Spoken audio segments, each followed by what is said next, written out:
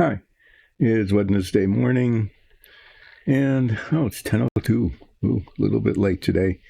Um, yeah, it's time for not painting.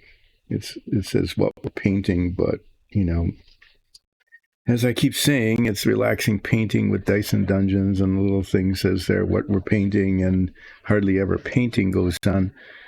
Today, I got a fresh can of the contact cement, so I don't have excuses anymore like I had on Monday to begin the finally, I'll call it the not the final, but the finally assembly of these panels onto the bridge structure here. Yep, this. So there's going to be the application of a good deal of contact cement, and then pushing them together onto this, and hopefully it will result in it looking okay. That was kind of incoherent, wasn't it? Well, what I'll be doing is I'll be applying contact cement to the surfaces that are going to hopefully come in contact with each other. And assemble these things like this. Here, like that will go there. And then this will go here, next to it. In a way that, they actually kind of come together like that. That's why I'm using contact cement, so it actually kind of holds on, and then I can do some little bits of adjustments in terms of location. Sure. This elevator just doesn't fit where it should go very well. There's a gap there, and that leaves a gap here, one at the bottom. I'm going to take this tape off. It's served this purpose. So that goes like that. And this goes like this. And they're supposed to close in on each other. But, I guess they kind of do. At least up here, I'll be able to get them.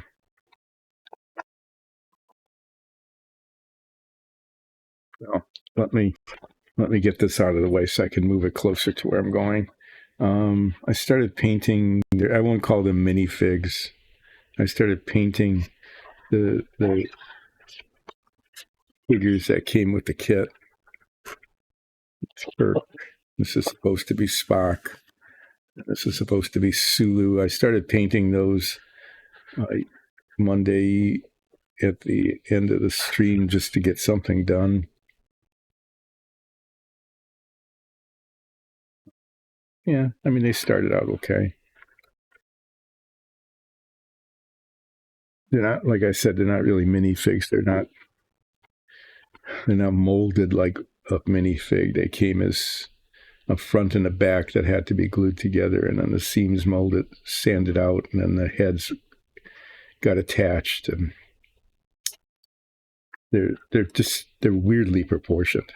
Like Sulu's head is too big, right? Clearly too big. His body is way too thin, front to back. Kind of cartoonish. It's almost like the animated series. I'm going to stick them in this box and put them aside. The other things that were in there are the staircases, which had been attached and which came off. They detached themselves, and the railings, which have not been assembled or even attempted to be assembled.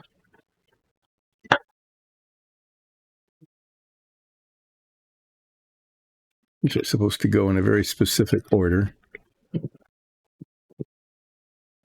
Try to keep them in that order so that, as I assemble them, they'll go around.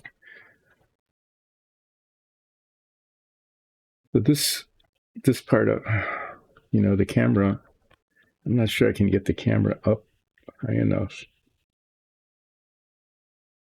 So what's going on? So this is going to be a little bit awkward today. So these pieces seem to go together pretty well. This one, the elevator, and the one right next to it, they're really kind of, it's the ones that fit least well. I'm going to fiddle with that just a bit more.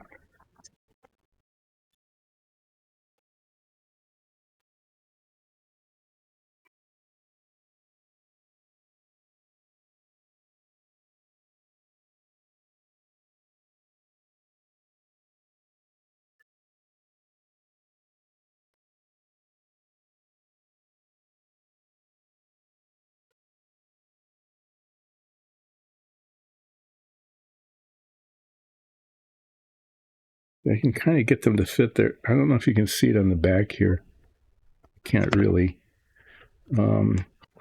Ideally, these would line up like this, right? But these would be in line like that, ideally. But they don't go together like that. If I do that, they're just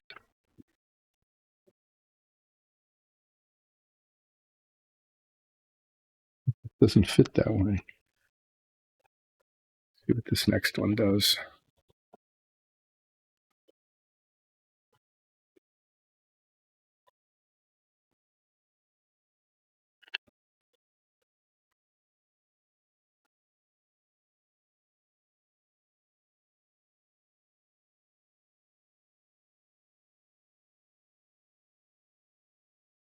These kind of line up. When they do that, they look like they're tilted forward, but when I look at them from the back, they're really not. So I think, I can get these two, which are there. Thanks, camera guy. Stay, pay attention, camera guy, will you? I can get these.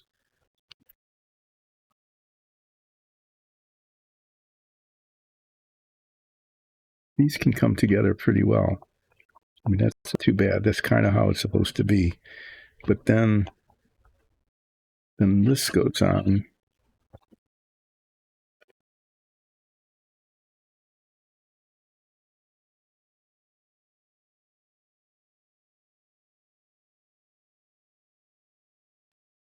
Yeah, it'll be. It's not too bad. I mean, it's not awful. Okay. So the contact cement is going to go. You can see how they go here. The contact cement is going to go along here and along the outside. It has to be on both surfaces so that when they're put in contact, that's the point. Okay, when they're put in contact, they stick. So that's supposed to stick like that. And I'm also going to put some on the edges, okay, like that, there and there and there and there, so that when this one sticks, they'll stick to each other. And what I am going to do here, okay, see how those go. So this one's where it should be. Actually going to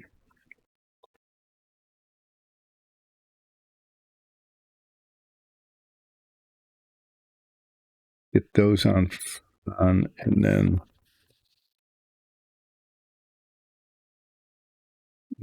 once those are set, I want to put the elevator on later.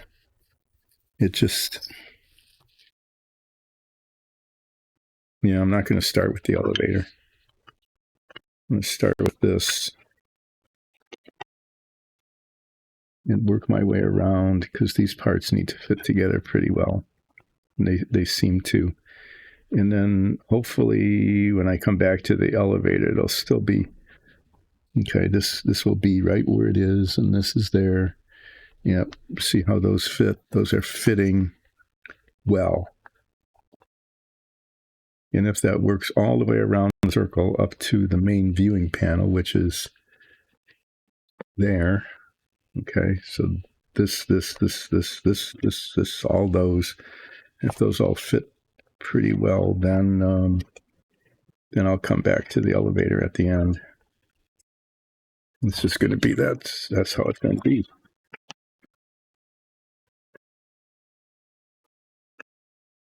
I can because the contact cement holds up for a good long time. Okay. Oh, I know. Okay. I've been keeping it on this. This isn't working that well. This is a base that I made just out of a piece of cardboard because there's nothing there in the middle, right? So I thought, well, that looks pretty doofus. So I just cut out a piece of cardboard and painted it the same color. So it's not great, but it's better than the cardboard underneath. But this gives me a whole lot more surface area. So, I mean, yeah, for attaching things. Okay. Yeah, so the contact cement goes on the bottom of this and on the bottom of the rim around the outside. And I can put the contact cement on all of these,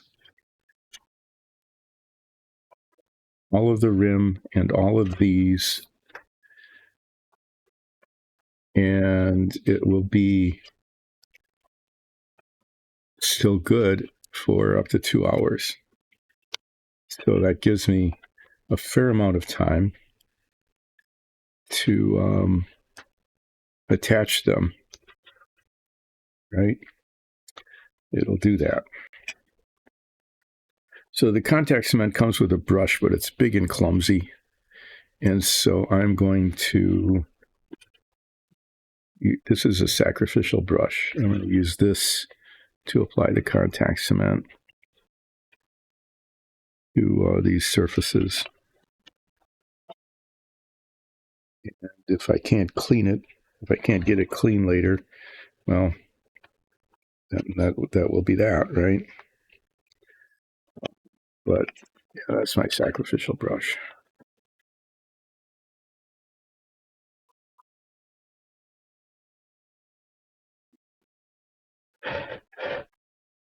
Now, this isn't going to put itself together, is it? Too bad. I mean, if it did put itself together, it'd be a lot easier.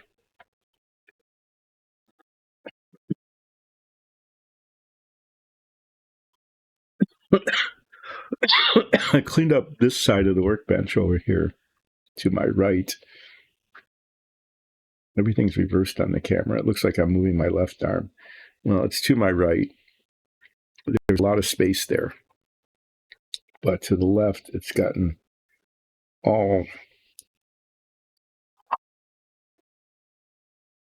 cluttered.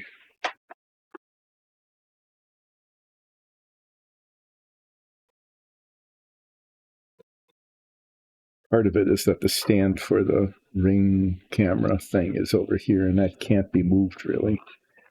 Oh, this is supposed to be shaken well. It's a shake well. I'm going to shake it well here. While I'm shaking it well, again, these all came out, these came out okay. I have to say, I'm really kind of surprised at that. This was kind of, these panels, they were laborious.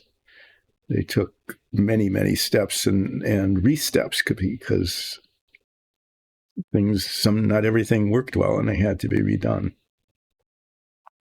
But in the end, they came out adequate.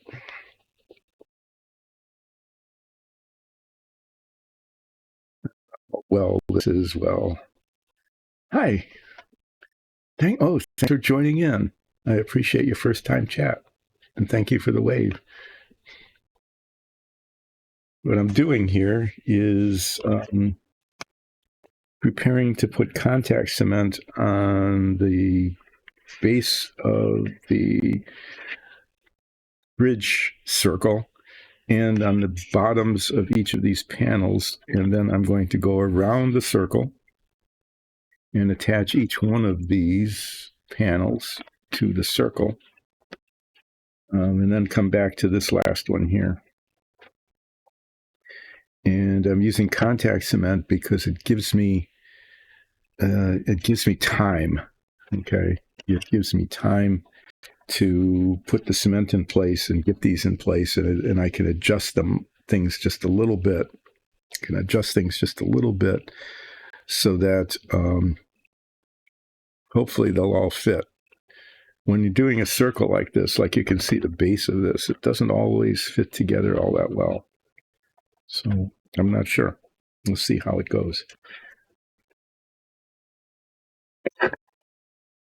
But there isn't any other adhesive I can really use. I've tried epoxy on this, and epoxy doesn't grip very well. It's kind of weird. It's supposed to be. Okay, well, I don't want to get contact cement all over the cardboard, so I'm going to move these sort of out of the way, but I have to keep them in order because they have to go in a specific order. But I need to put the cement all the way around the bottom of this, so I'm putting a paper towel down so I don't get it on the cardboard, which is the base, that will be exposed later. Oh, okay. This is a model of the USS Enterprise Command Bridge, a 25th anniversary made in 1990 something, 91 or 92 of the original Star Trek bridge. And you can see the cover art is really pretty crummy. But this is what it's supposed to end up looking like. That's how these go around in a circle around the circular bridge. So this is this. Kirk's chair sits there. It rotates. So I moved it out of the way while I'm doing the rest of this. I've got some chairs. They're not painted exactly that color. I got the colors a little bit wrong. This is too light. This is too dark. But they look like theirs. And it did come with figures, but they're really badly molded. I started working on those last week. Yeah, it's very classic. So yeah, that's what I'm working on, and it's getting close to being done. This is an example of one of the panels. This was a multi-paint job.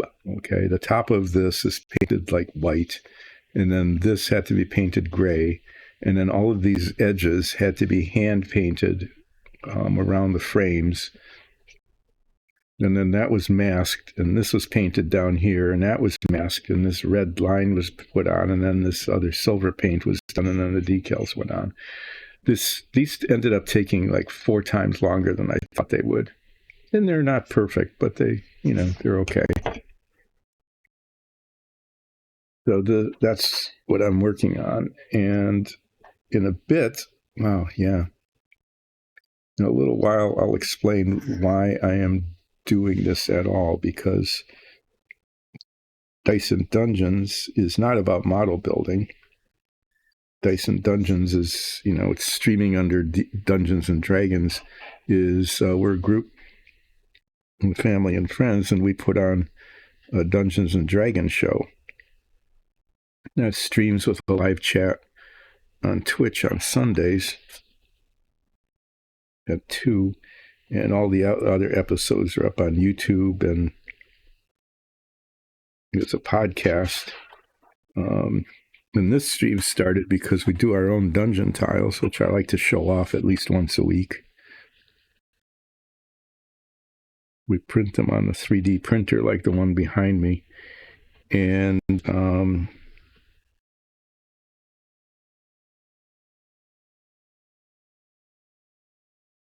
and then they get hand painted. And this stream started, and it's called Painting because that's what it was originally about, was painting dungeon tiles. And eventually we didn't need any more dungeon tiles for the show. And so the DM wanted the painting stream, or at least something like it, to keep going for a reason that only she understands. And so I just happened, when I retired, I just happened to have purchased a huge number of models. And so she said, well, just go ahead and build them. So this is what, like the fifth one I'm building, I think, since I've been working on these streams, in addition to occasionally doing dungeon tiles and special minifigs for the show.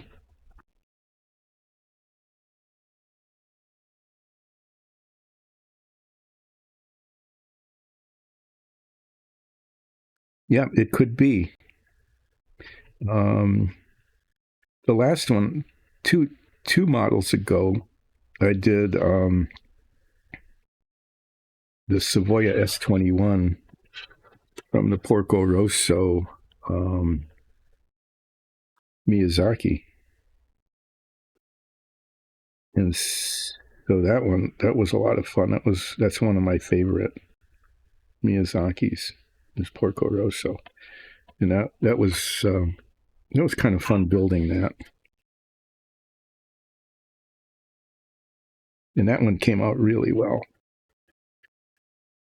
But yeah, the real thing about Dice and Dungeons is our Dungeons and Dragons show, and this just happens to be a spin-off. I keep saying, like, this is the Mork and Mindy of Dungeons and Dragons, of Dice and Dungeons. You know, this started out as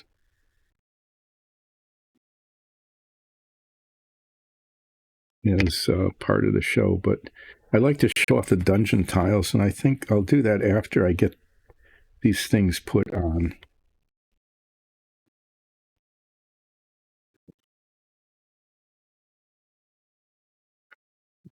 Attach.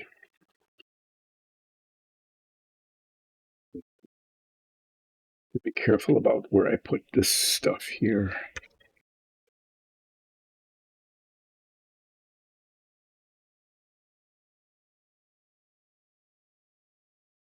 Right.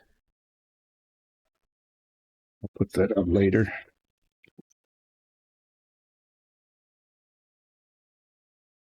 Get it right side up. They need to kind of attach to each other along the edge, along the tops, and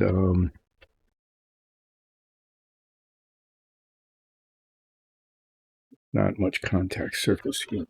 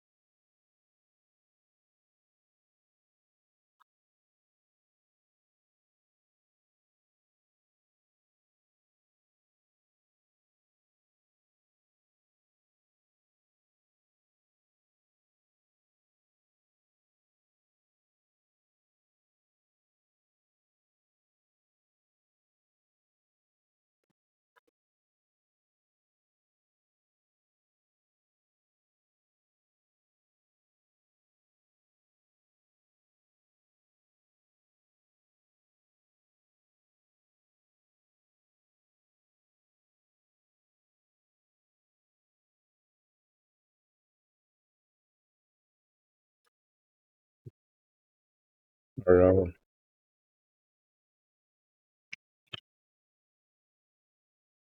well, there.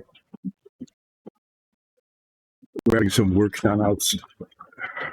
You can't hear it because the pop filter on the microphones are really, really good.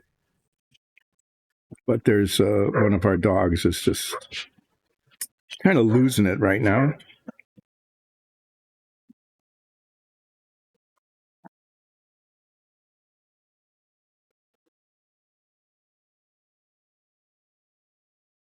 Oh, somebody upstairs. Come on, somebody upstairs, take care of that.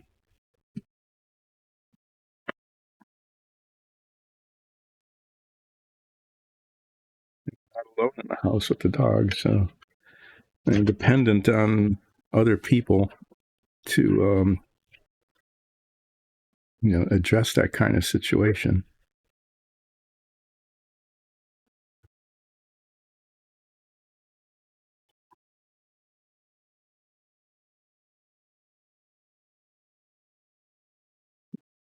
quiet.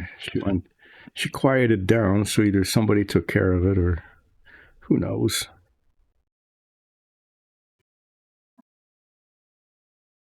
So this contact cement it goes on and it's supposed to dry on the surface to which it is applied, and then it sticks to itself, and it gives me over an hour. I have over an hour to get these parts put together and in place, which is good because I don't know if you can see what I'm doing. I'm putting it on the surfaces that will come in contact. Trying not to get it on the surfaces that don't.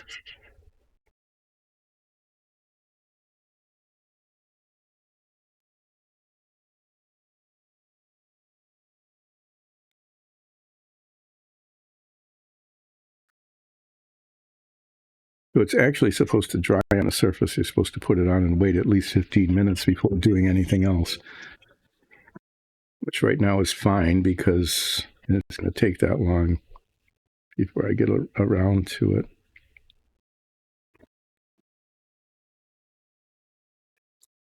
And then all these parts need to fit together with each other and with the circle on the bottom.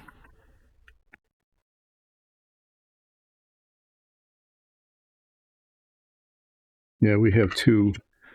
One of them is a watchdog. I mean, she'll see things I can't see, just any kind of movement outside the house, especially people walking past the house. It's like, don't want invaders, I guess. She's very friendly, actually. She's barking like that and her tail is wagging. I've been told that is the greeting bark. Okay, I'm not going to put it on this side because that's where it meets the elevator. And that is going to require some special attention.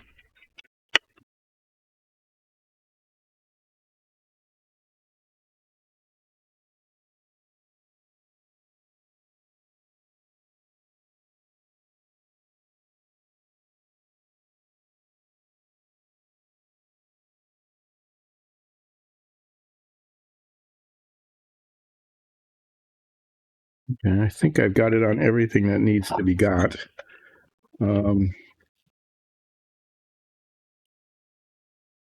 least at this point.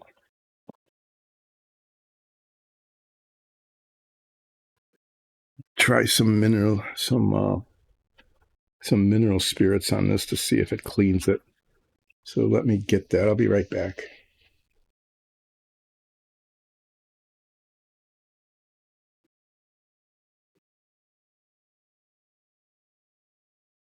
All been over there, out of the way. I'm just trying to save the brush. I don't know if it's possible to salvage it or not, but this might work.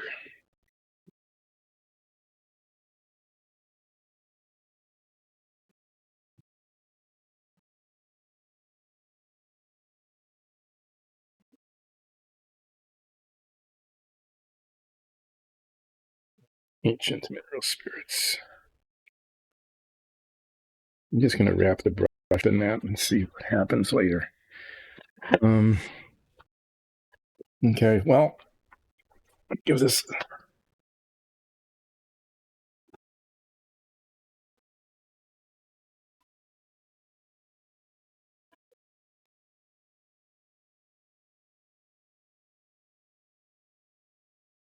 I'm going to start over here and work my way around. See if my camera guy will help keep things on screen or not.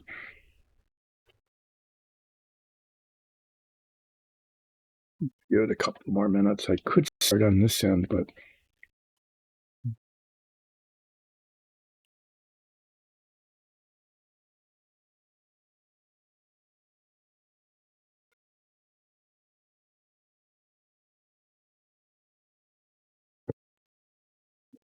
Here.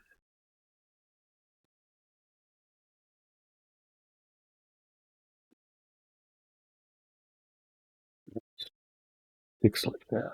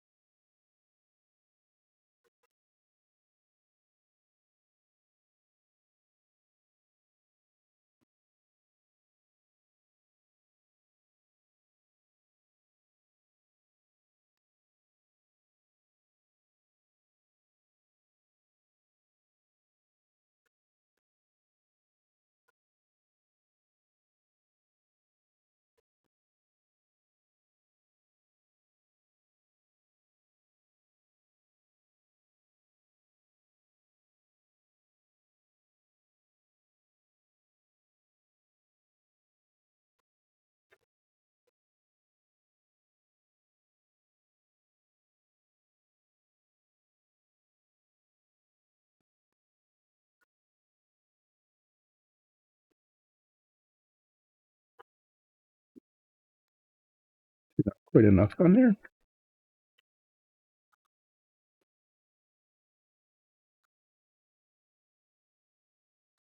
It's supposed to grab better than it's grabbing.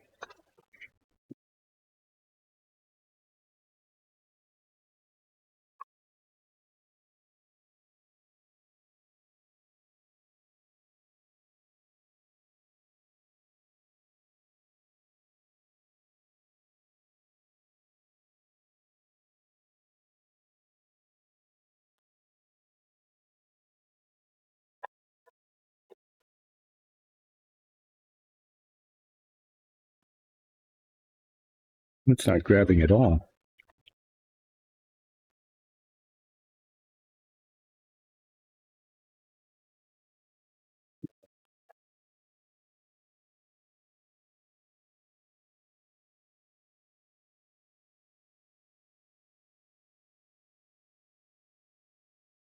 But what's happening here is that it's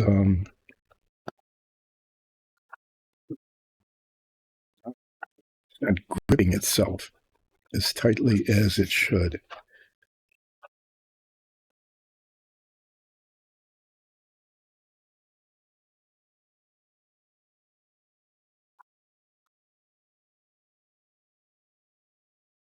No, it's just not gripping as tightly as it should at all.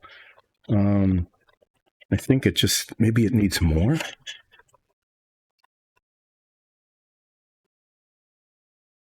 Okay, I'm just going to have to put more on this. That was this is kind of a disappointing surprise. But I mean, I've got a whole can of it. I got a brush, so I guess I need to apply more. I'm kind of a little bit disappointed and surprised at that.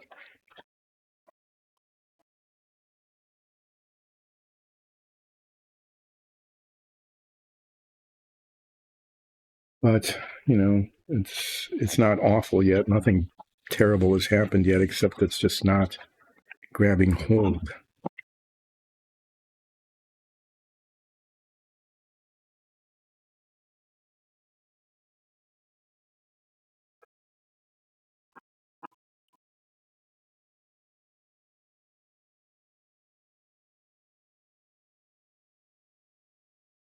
I'm just going to stick a whole lot more on than was there before.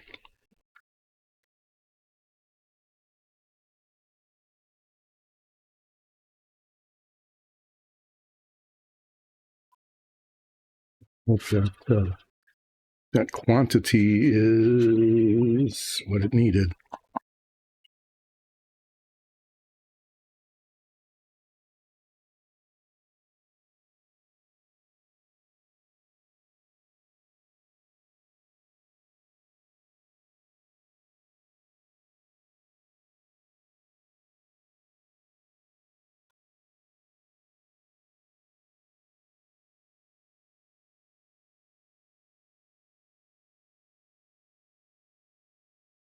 Well, the barking stopped, so I guess that's a good thing. Hope it's a good thing.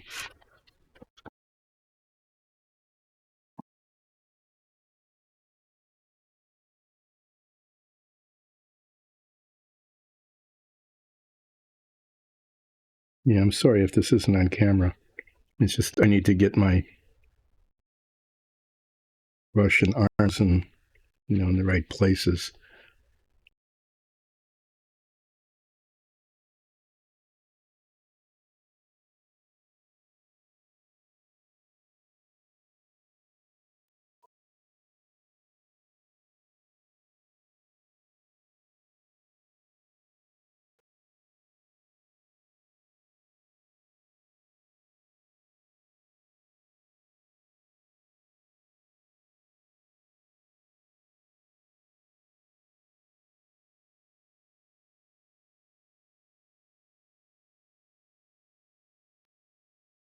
I've used this contact cement with success before, but it's always been little tiny pieces with little dots of the cement.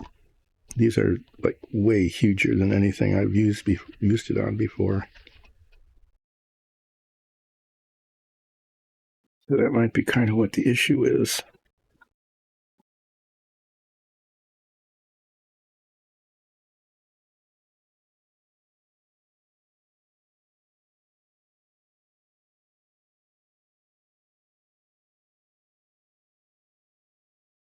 Sure.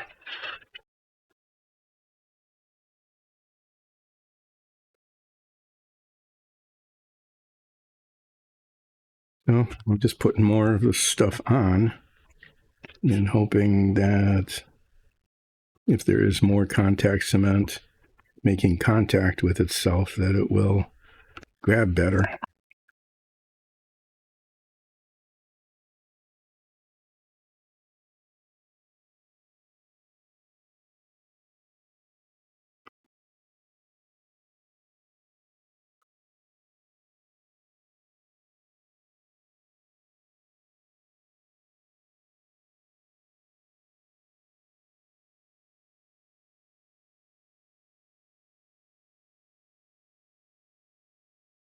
Ugly stuff.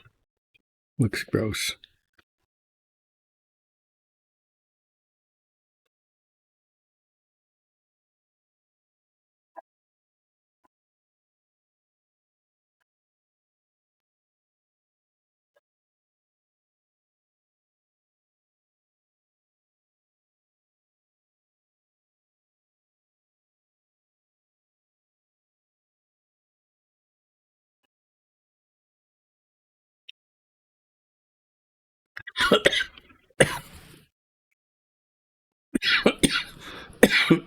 Nice.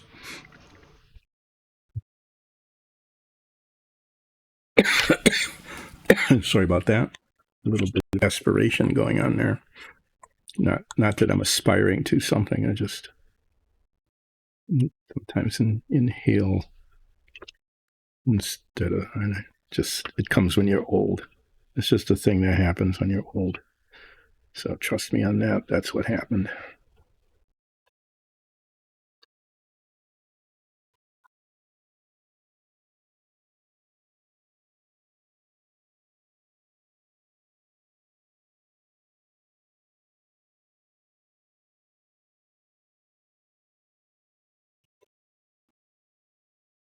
Come on.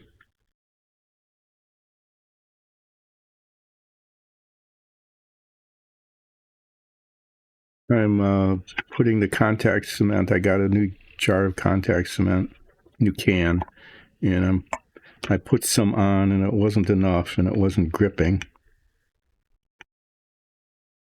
So now I'm putting more on in the hope that it will grab onto itself a little bit more successfully. Actually, a lot more successfully than it did the first time around. But I am making an effort to assemble this. I'm doing the thing that I didn't do on Monday. Thanks for joining in, Aman. How you doing?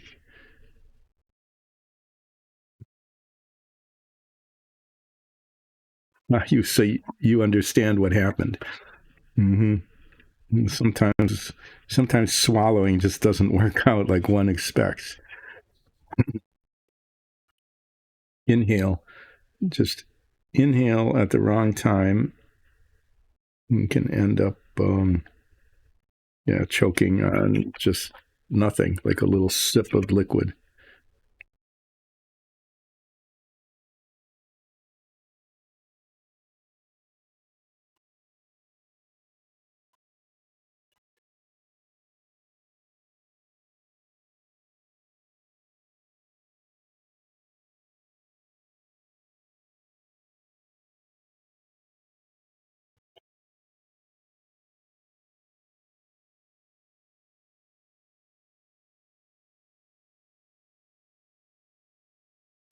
Anyway, I'm hoping this works. If it doesn't work, I don't have any other real alternative. And the alternative is to like scrape the paint off and on the contact surfaces and use model cement and hope that that works. And I don't want to do that. That's not my preferred way of making this happen.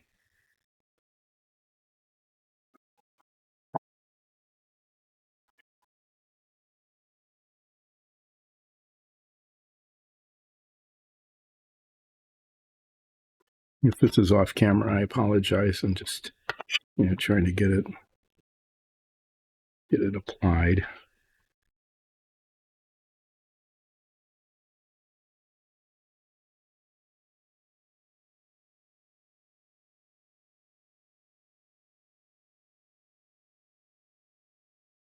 Okay, well it's all gooed up again. Got it all over the cap of the bottle.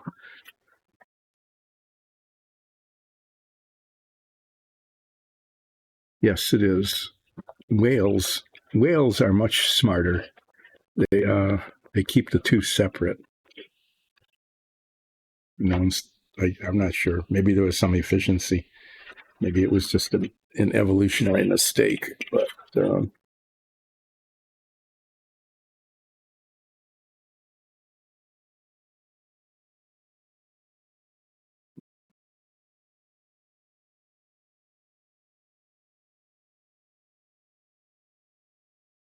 I'm going to give these just a few more minutes to set up. And then I'll get impatient and I'll stick them back on here and maybe they'll hold. Well, I got impatient, so here's to impatience.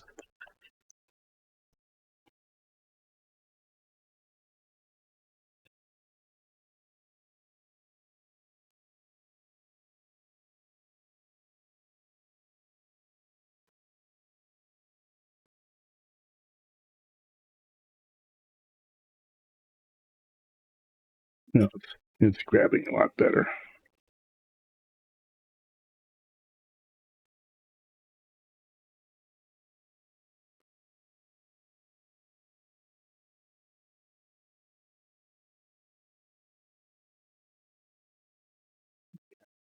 Yeah, we just keep going, I guess. And here's some more going.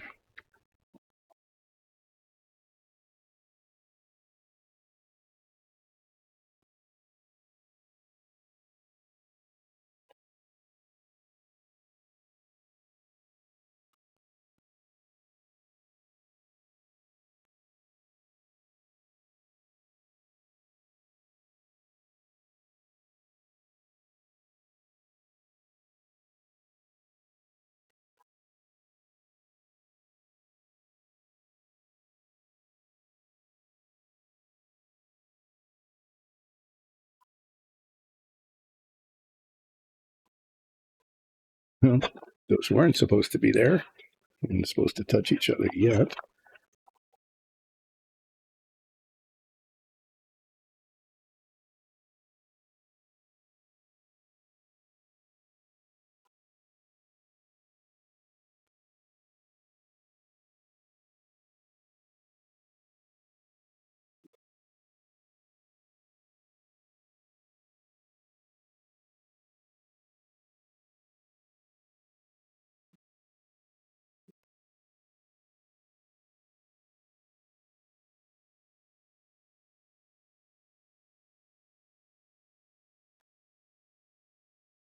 Okay, well, some minor adjustments here, but as long, well, okay, let me show this to you. It's not too bad.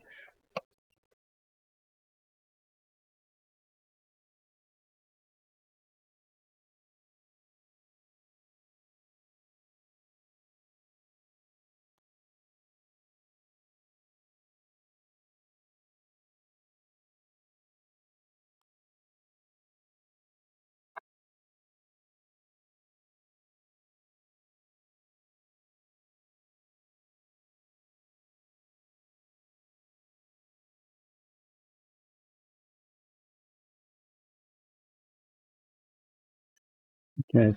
Now I'm going to have to convince myself to not mess with this too much because it's mostly okay. Okay, it's mostly okay. Um, things haven't fallen off. They're attached, pretty much attached to each other. It needs to go.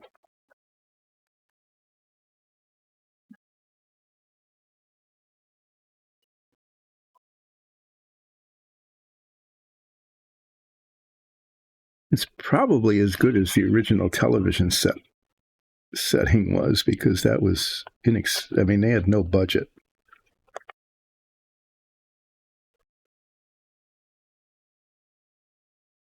These parts are fitting, and they're okay. There. Let me just go down and kind of show you that. Look at it came. It's together. It's sticking. It's sticking to it, and it's sticking to itself. And that's most I could really hope for is that it's not falling apart.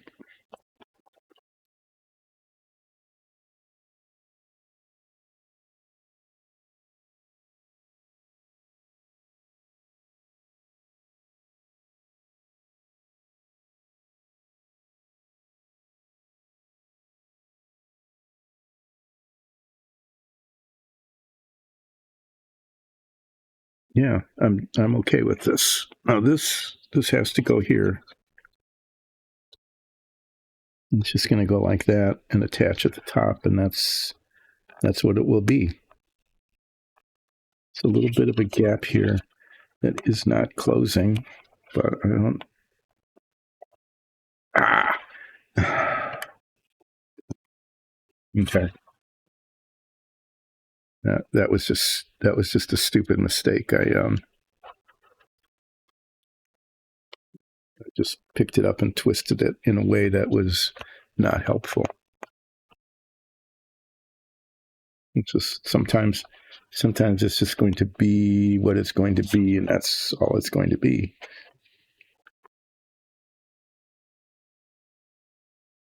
Yeah, I mean, there's little gaps, there's little discontinuities. Things aren't lined up perfectly. Like these panels down here don't line up because the tops and the bottoms are different from each other.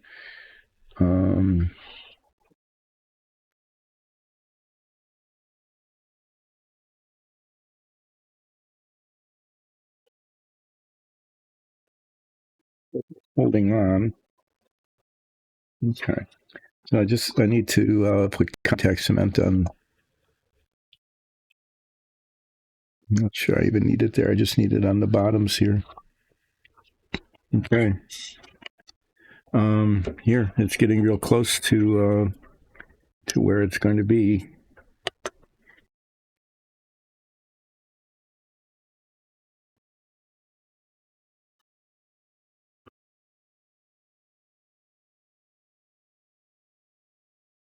Okay, well, this sacrificial brush has been sacrificed. It's no longer a brush.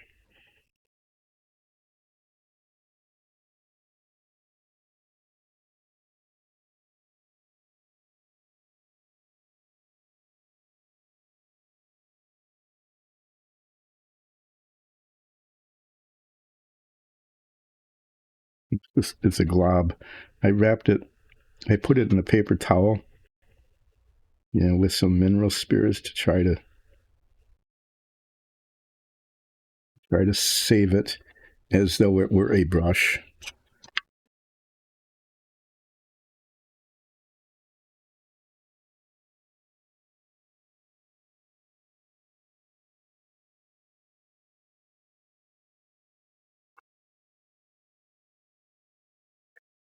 Contact points on this are not good. I don't know why.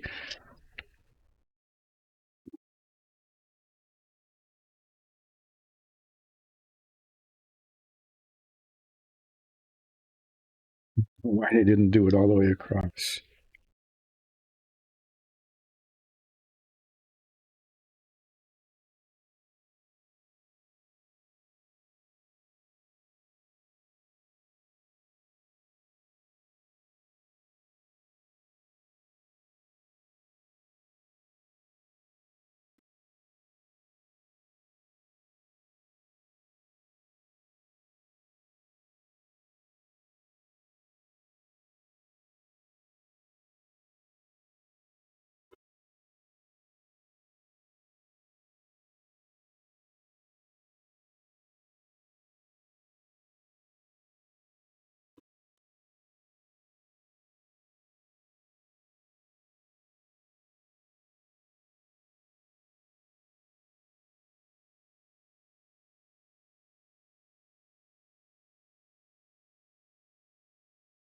I just need to let this set for a couple of minutes, and then hopefully this will stick. Okay. And if it sticks, then I am going to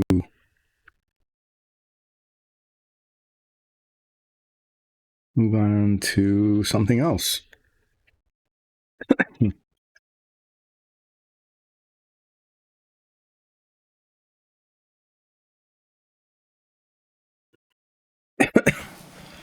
I guess I could try to put the staircases back on.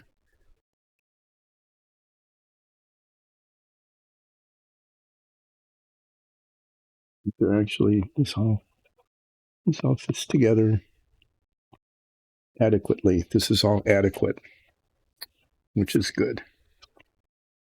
I've got the cement on the bottom, which is good. Otherwise, I would have destroyed this thing.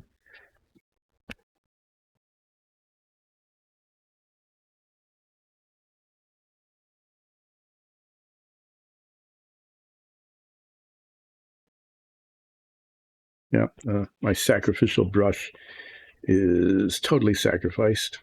I wonder if lacquer thinner would take that off. Sometimes that solvent will solve anything. I'm going to give it a try while I'm waiting for that to get ready to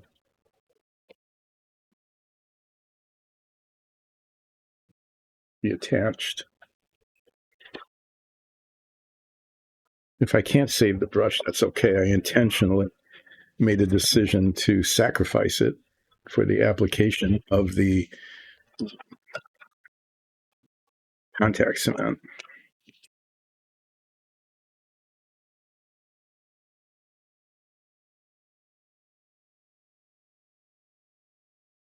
Yeah, this is this solvent. I probably should wear gloves here. That just dissolves everything.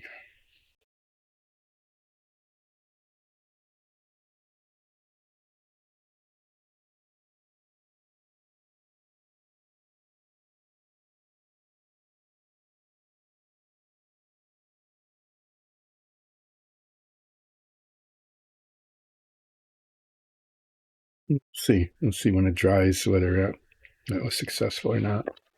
I've got, while I'm waiting for that, I'm going to do some cleaning up. I got a mess here. Yeah.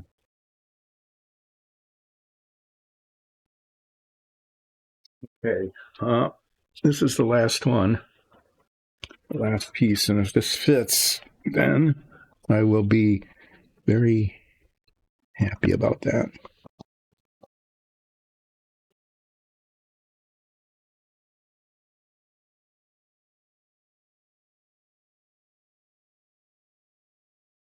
Okay.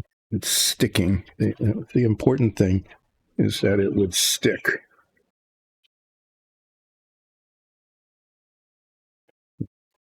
It's sticking really well, better than the other ones did.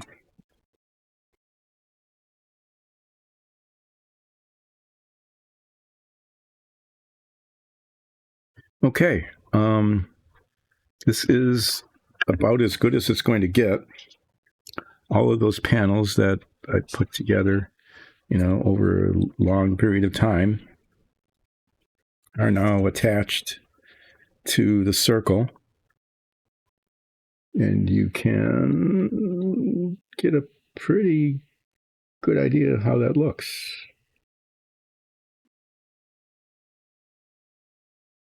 Looks like they're holding on. They're not going anywhere.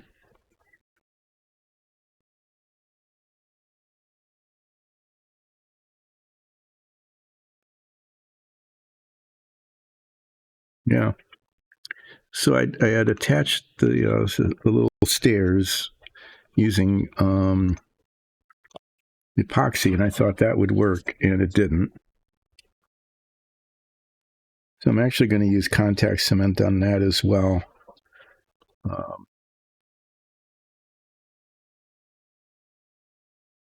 I need to do that in a slightly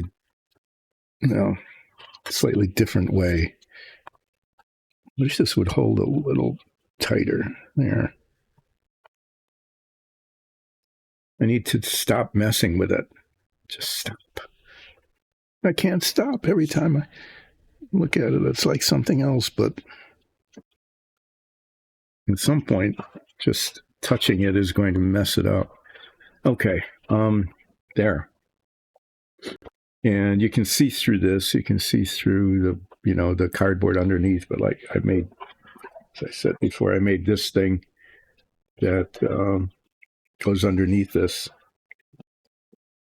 That makes it look, I'm not going to do that right now. So the last bits that need to be done, these staircases need to be reattached. And I tried to do it with epoxy because it's getting them lined up is a little tricky. Okay. And contact cement needs to be on both points. Okay. And it's easy enough to get the contact cement here and here because it's right there. It's not so easy to get it in exactly the right place on the other surface.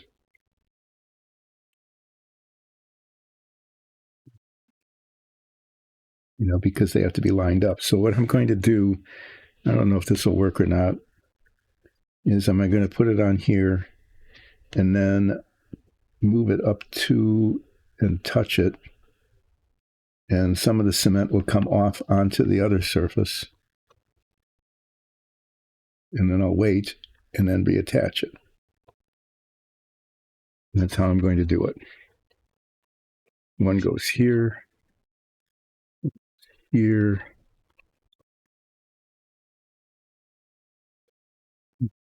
goes here.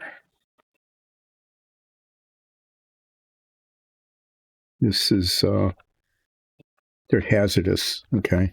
I mean, these platforms were I don't know why. These are 2 steps up from where the captain is sitting, and then there's no hand railings or anything on the steps. It just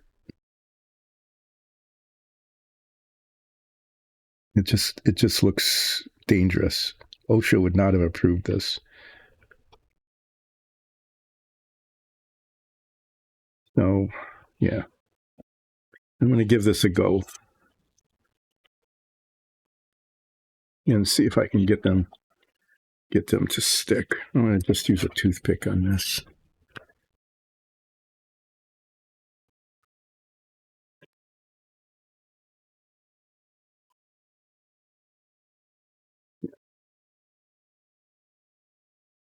So the secret to not making a mess of this is to bring this up cautiously to the surface in exactly the place it's going to be attached.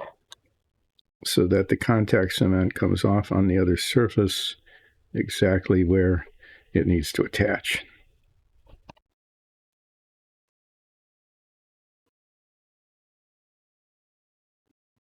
I can do that.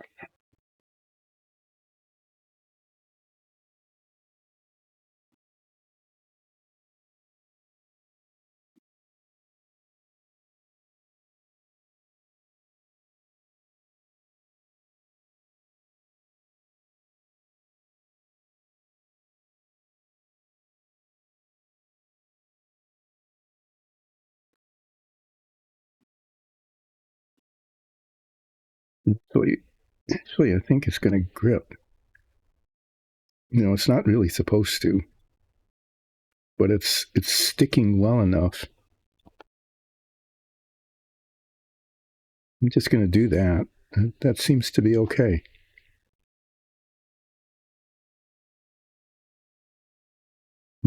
It's not the ideal way to use contact cement, but if it wants to stick, I'm fine with that.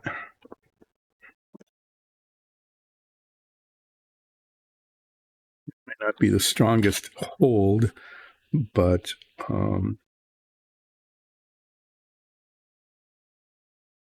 it's not falling off. And if it does fall off, I'm no further behind than I am at the moment.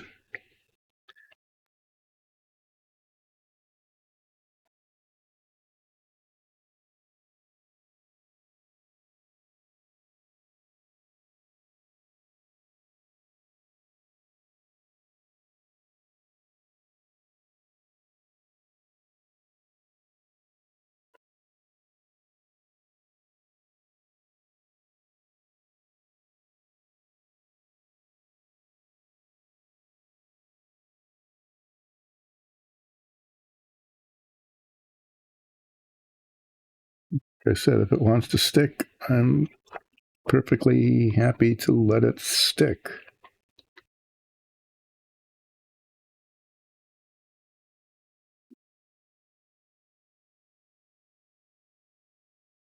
I just need to let it sit there and not mess with it so that I break it off, right?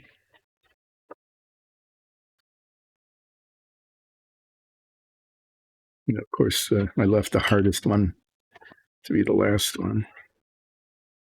I have to reach around.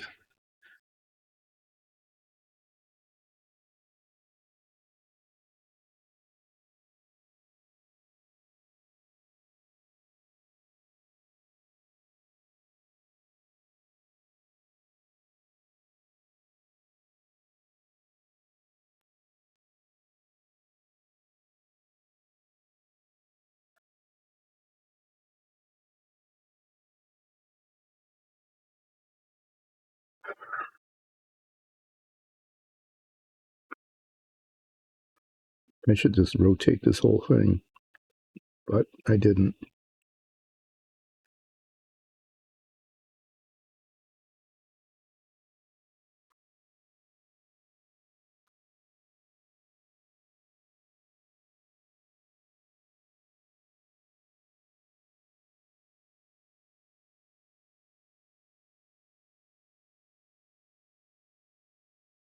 No, that grabs really well.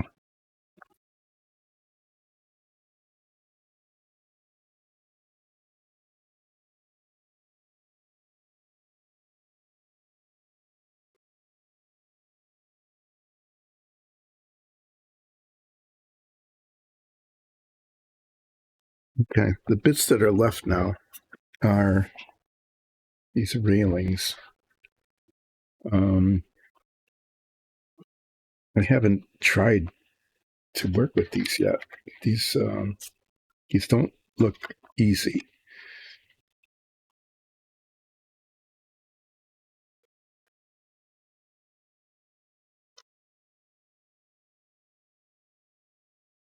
When I first pulled these out, I thought the way they would work is that it would go like this, right? And that the railing would kind of set on it like that. But that isn't how it works at all. These go on like this, and the railing just sits on the top. So somehow or other, these things are supposed to be put in place like that.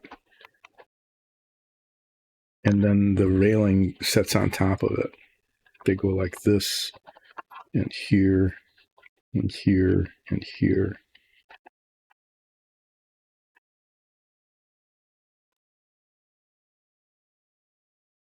Could go like this.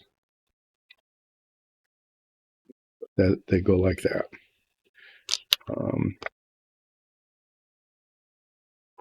But to be sure, I want to look at the instructions. Here, see, look, this is that.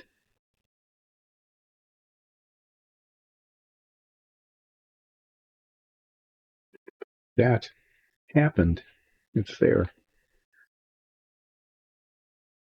You know, and it's not perfectly lined up. Like this one doesn't line up with the others because it's just molded differently.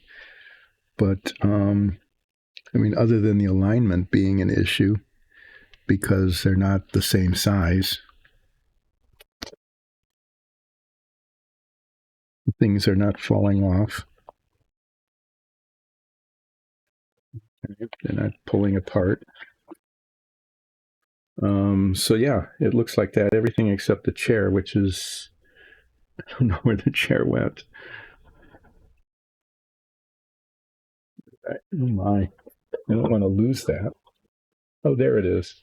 Oh, here.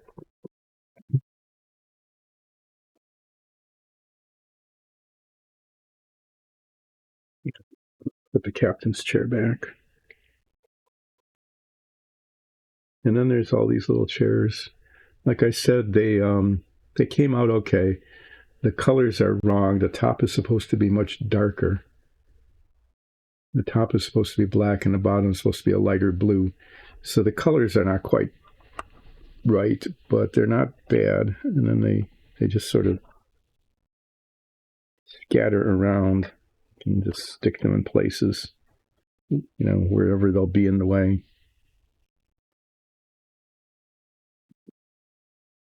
I'm going to keep these here. I guess I could put them in the smaller box. Keep it all together. What I need is a box intermediate between these two sizes. Okay. A box that's big enough to hold all of these, but not this big because this is too big.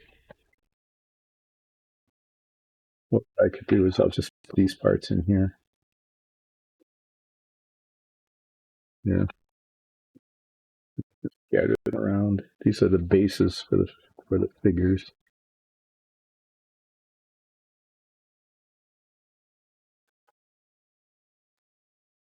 I keep being concerned that I'm going to lose one of these. This is for the railings. So far I have. Not losing parts is good. Good. I've got a box that has enough room for the stuff. Yeah, I was going to look at the instructions. The big open space that I was so proud of, that gave me lots of room to put things, just got really crowded.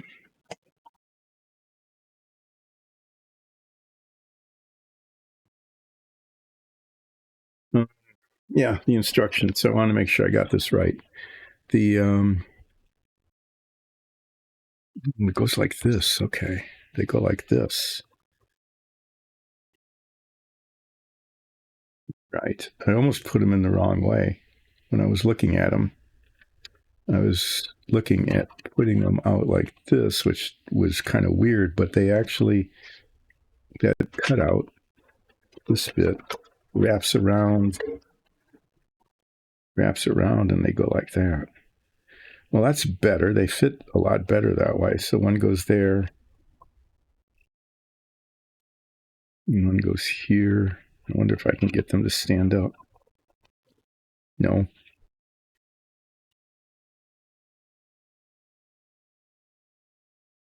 So not worried about that. I'm going to test with this. I want to see if this actually fits. Yeah, it does. Okay. Oop. But that goes on top after those are attached.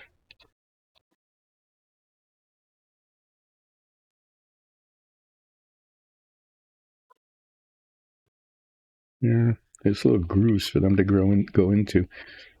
Unlike most of the other parts, there's actually grooves to hold these in place.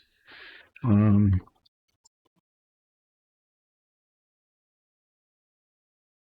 if I can be brave enough to put one of these on. I could probably put these on. I don't want to put those on the other side really yet because I just messed it up.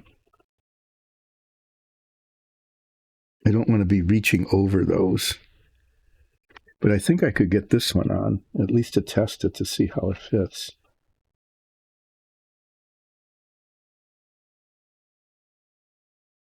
Did I do that? Should I try that?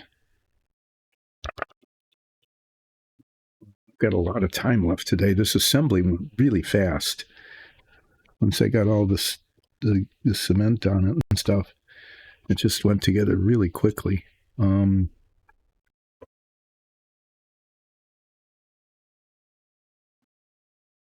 Wish that would fit tighter, but it just doesn't.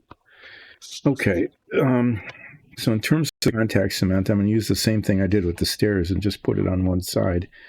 I'm not going to put it on here. I'm just going to put it there, down on the bottom edge. Okay, like that. And then they actually kind of stick and line up. It's actually being a little too easy. I always get worried when something seems to be like, oh, that's not too hard to do. It does make me concerned. Like, why does it feel like it's easy? What evil result is lurking in the background?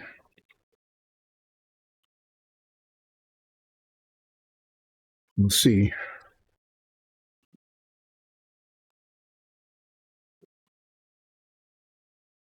This new can of contact cement is really good. Maybe I should just throw out the old stuff or use it. Yeah, I can use it on other things.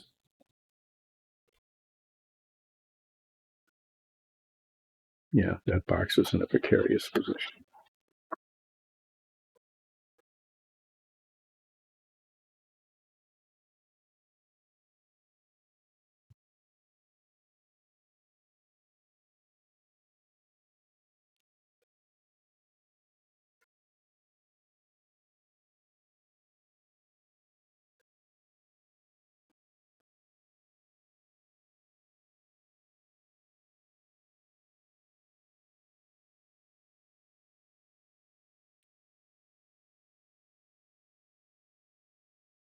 There's a good deal of barking going on.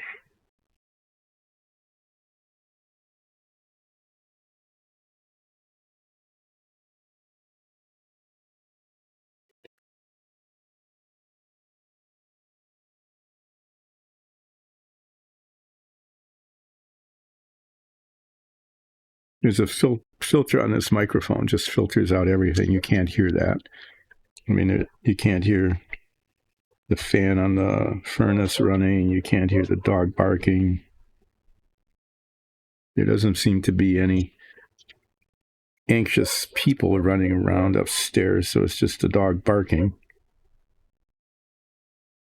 Otherwise, somebody would be rushing to see what was going on. At least I hope so, because there are other people here whose job it is to be doing things while I am doing this. Okay. Yes, start on this end.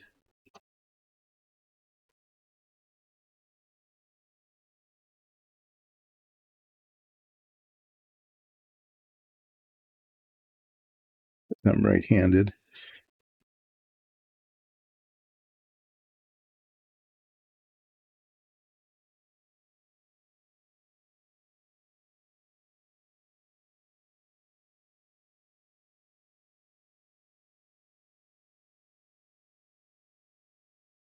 If I started here, I'd be bumping into them as I worked my way around. I'm just going to stick these on, and I'm going to let them set before I mess with the railing on the top, because what I really want to see if they'll just hold. Whether this is going to work or not. It works surprisingly well for the steps.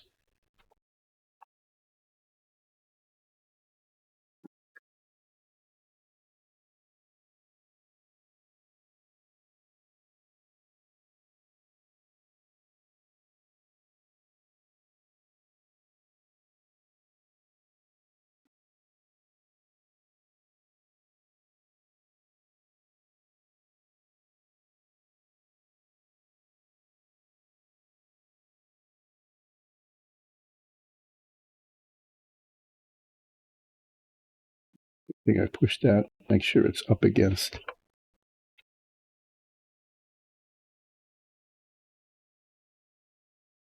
Yeah, it's pretty vertical.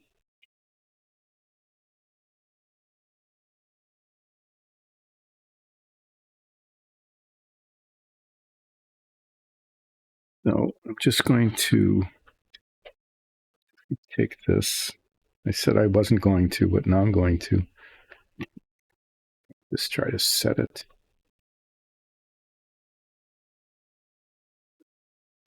It's supposed to end up looking.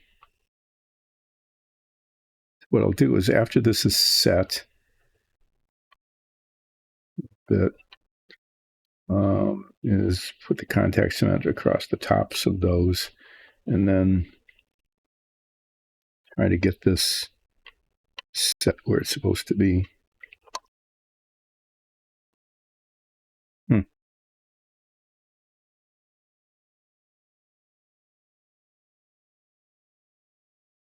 Might,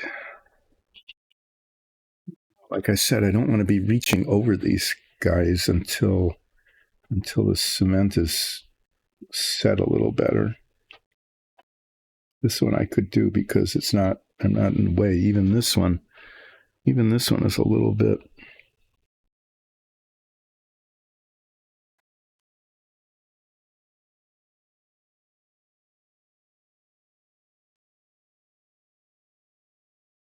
Yeah, I'm gonna call that good. Maybe a little bit later in the stream, put the railing on just so you can see what one looks like. But right now, I don't want. I'm getting impatient, but what I want to do is not disturb what's already there. So it really needs to set probably until Friday. On Friday, I can finish this. What I can do now, though, is I wasn't planning on it, but I can do some painting, I guess. Maybe, why not?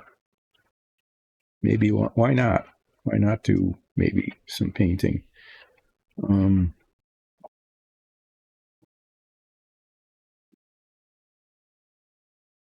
Okay, well, a good deal of putting together has happened today. I know that looks a little weird underneath there, but I've got that piece that'll sit under there when it's done. But yeah, all those panels are attached, and like I said, they didn't line up extremely well. This one in particular doesn't line up.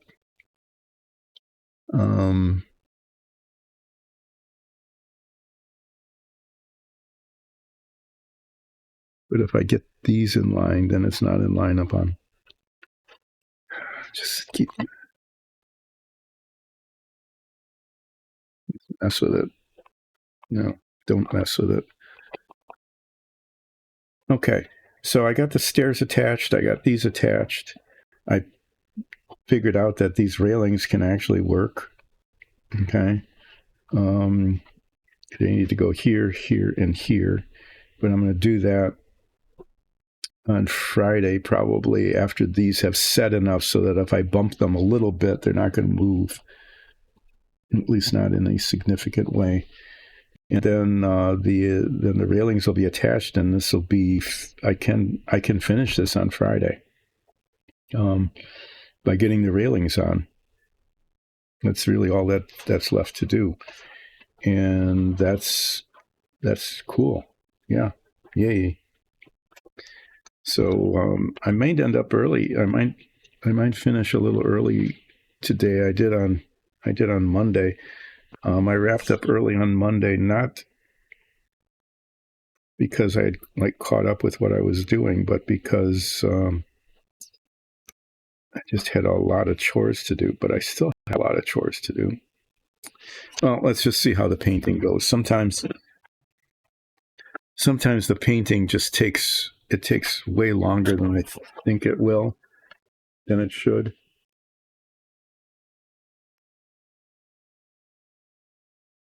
So I'm going to work on Spock here. And I painted the collar and the pants. The pants will need some touch up a little bit, I think. And the collar, no, the head needs to be painted later, but the collar, it's not too bad. What color is Spock's shirt? Spock is light blue.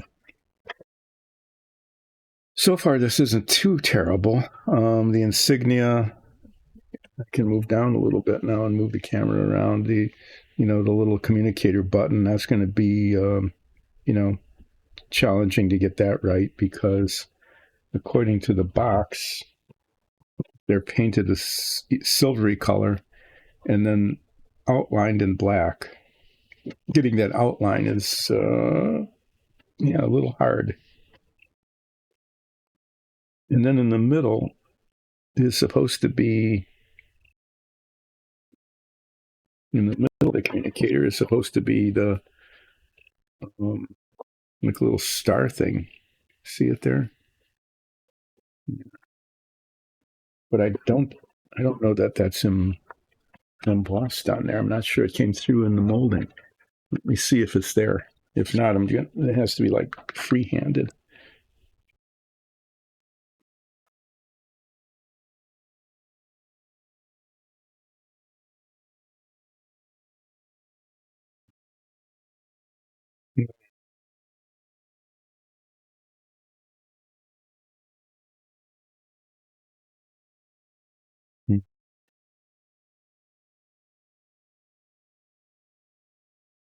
White spots in the black pants. Sometimes painting larger surfaces just leave little spots when the paint pulls away or something.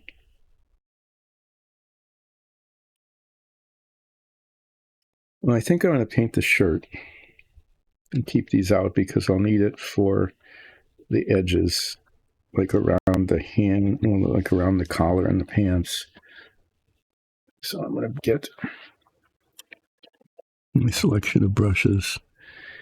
This is a good pointy one. This is a good one for painting the once the edges, the contact points are painted around the pants and the collar, then I'll use this other bigger brush to just fill it in, leaves fewer brush marks. And this is going to be the color, blue, light blue. Let's see what I've got.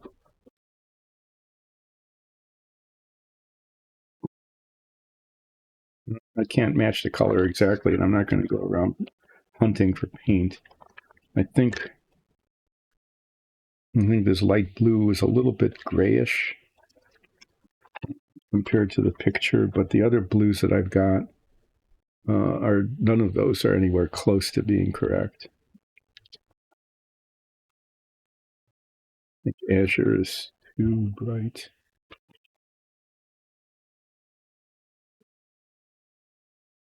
the azure is too dark. So I'm going to, Spock will be just a little grayer. I'm sure it'll just be a little grayer than on the picture. Okay. Well, what's going to happen now is I'm going to take a very, very brief break, a little bio break before I start painting. And then I'm going to come back and do some, maybe it might be relaxing. Who knows? Might be somewhat relaxing or not. But I'll be doing some painting, which is a surprise. I wasn't planning that today. This box is going to get...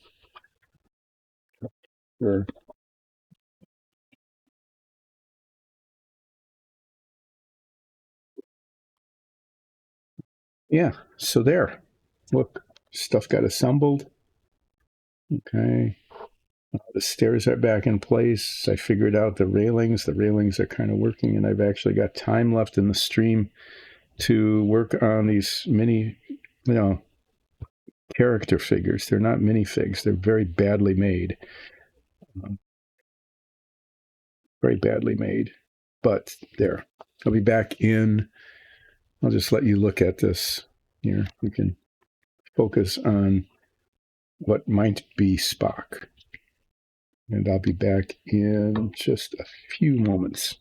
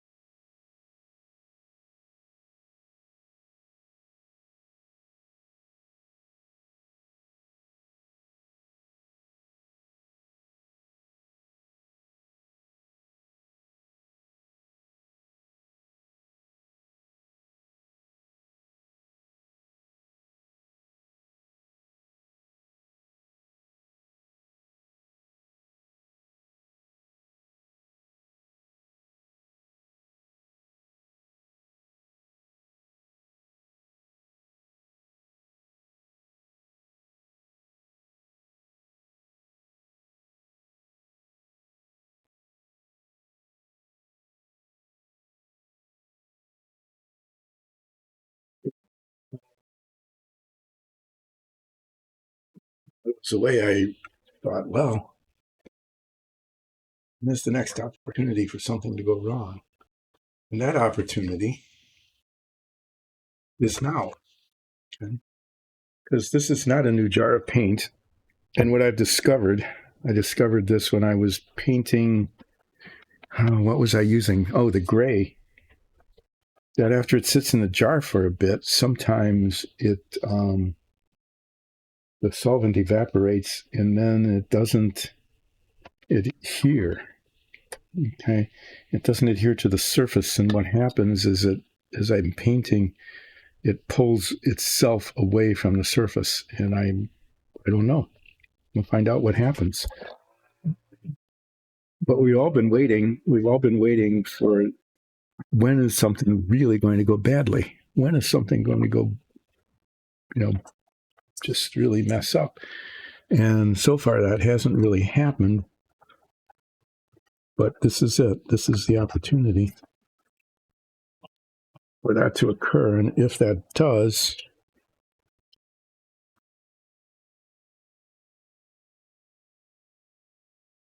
I guess we'll just leave that there. I don't want to get around with it. If that does, then I can't paint it because I don't have paint. I can't paint this one. The other ones are painted yellow. Same thing might happen with the yellow paint.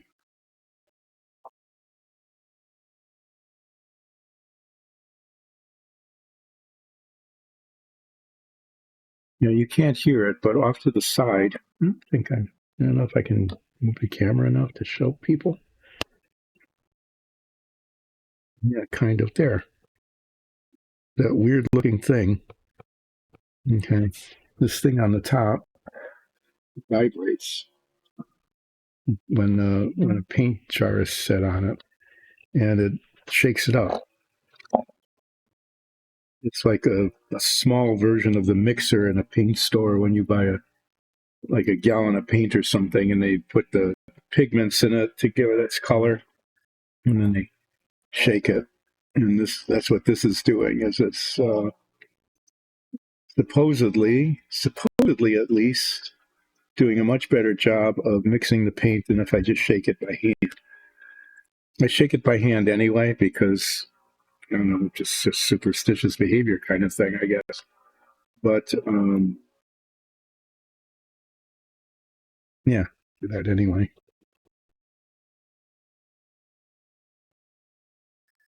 What I want is a piece of sprue. I've kept way too much of that all over the place.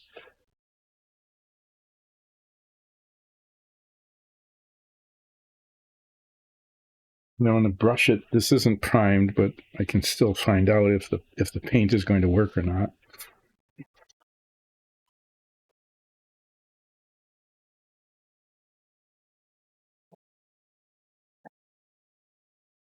Among the many expenses that you can expend money on doing modeling, okay, that paint mixer thing is not a high priority. They're more expensive than you would think. And, you know, if you just shake stuff long enough, usually you can get what you need. Yeah, this is way down at the bottom of the jar. It'll either work or it won't, huh?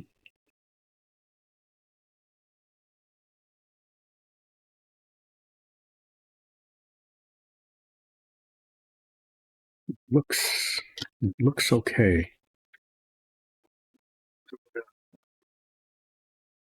I'm gonna get started on it. If it doesn't go well, then I'll try to wipe it off and then thin it maybe. Sometimes it can be salvaged by putting some thinner in it. I need to put my head magnifiers on because I'm going to be working around the collar.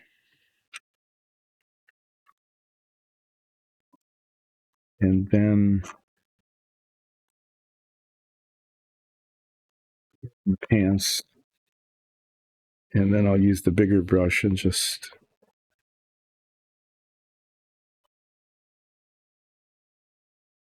yeah. So I was using the holders. Okay, well, there. I bumped the head magnifiers into the Ring camera and knocked the magnifying parts off. That was not helpful. So I've got these things, which are really handy for minifigs with detail painting, and they're supposed to, you know, like hold on to it. The intent that don't get your fingers in the paint. So I'm going to try it again. I tried this when I was painting the collar and the pants, and it just fell off, and it wasn't good.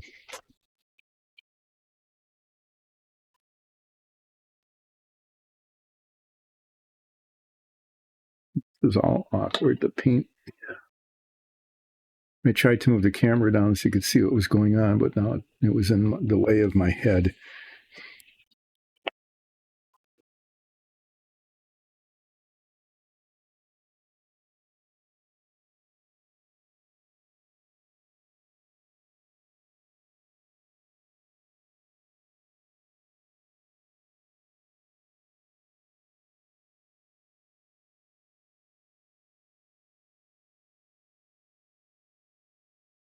It's not working. I can't get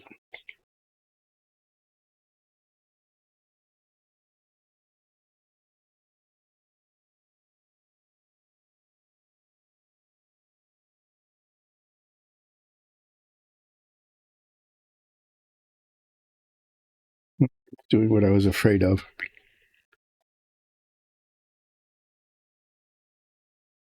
Yep, there it goes. See? Pulling itself right off. So this is not working.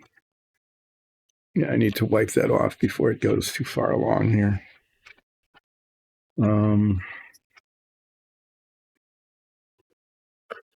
Nope, that's too bad. Thin the paint.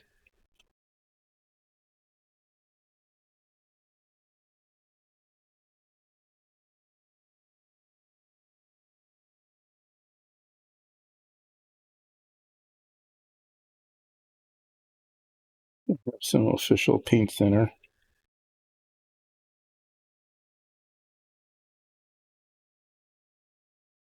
Like I said, there was an opportunity here for something to go wrong, and it did. So there. Yeah, when the paint sits in the jar too long, so what happened is I put it on and it went on smoothly enough, but then it like dried too fast or something. I'm not really sure. I don't really know why that happens. But then it changes its consistency so that it pulls itself away from the surface when I paint over it. And that's what happened there. And you saw that happen right there on camera. Hopefully it was on camera. If not, then, well, you'll just have to take my word for what happened. So what I'm going to do now is, I don't know if this will fix the paint or not, is I'm going to put some thinner in it.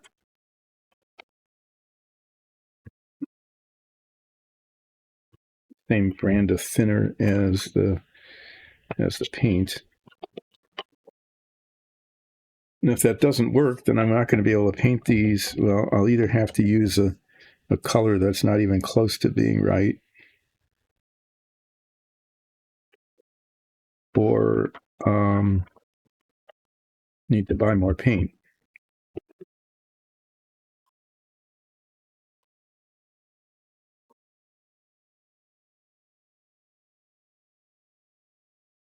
So we bought these big jars of paint because when we were painting dungeon tiles, we would go through, in many figs, lots. I mean, you can see that it's mostly used up. Would go through a lot of paint, and it's much cheaper. It's less expensive per volume for the big jars than for the little jars. But the downside is that if it doesn't get used up, then it sits in the jar and it gets that weird consistency of pulling itself away from a painted surface.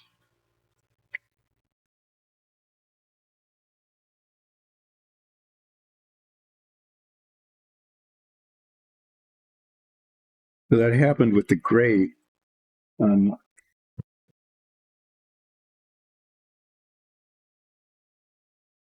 Gray on these panels. Okay. I had pulled out they're partially used jar of paint, and it was doing the same thing. It was pulling itself away. Fortunately, I had a new jar, fresh jar of paint, which is now open and is probably going to suffer the same fate.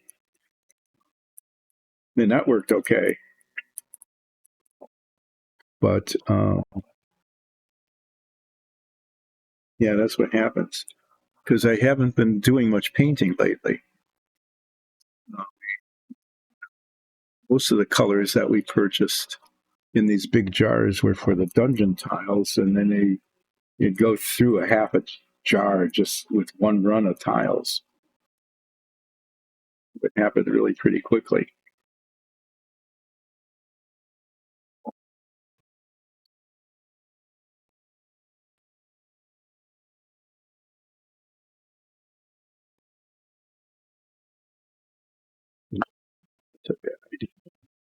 Okay, I can test this.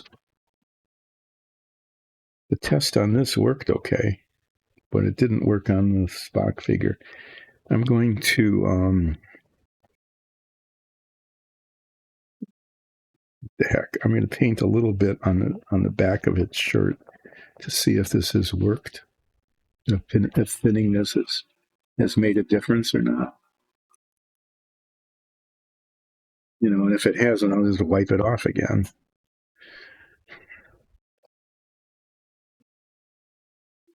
I'm not recommending this. In fact, I'm saying don't do this. It's don't do this with your models. It isn't going to work.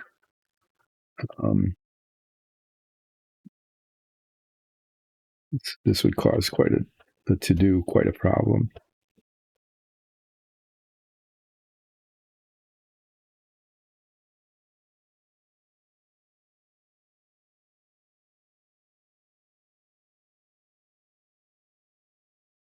Yeah, look, it's doing the same thing.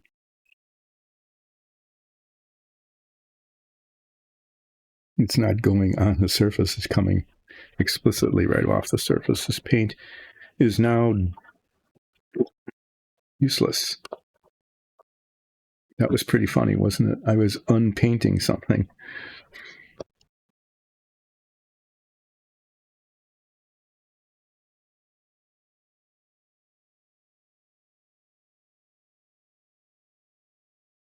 I'm afraid that the yellow paint is probably going to be just as bad. Well, after seeing some success, some semblance of success with the assembly of this, you're seeing the opposite of success with my efforts to paint the figures.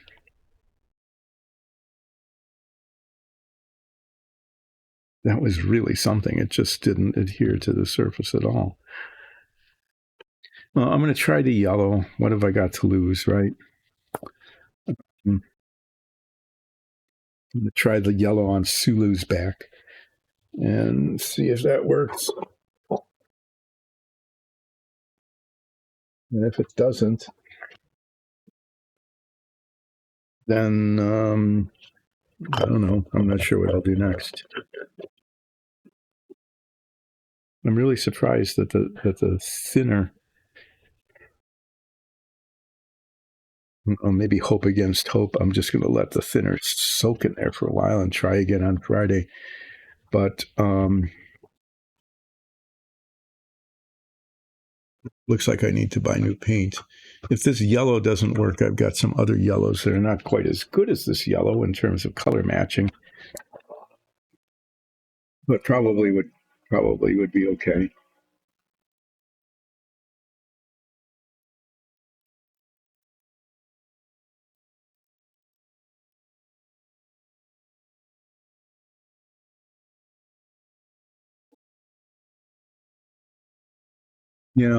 I'm just looking at that rack of paint and I'm thinking you're just going to have to toss almost all of it because it's been sitting there. I'm thinking for like 5 or 6 months probably. It's been a long time since we've used these Tamiya paints in any kind of quantity. Used to use them all the time, but then they used to disappear. They used to turned into a used to.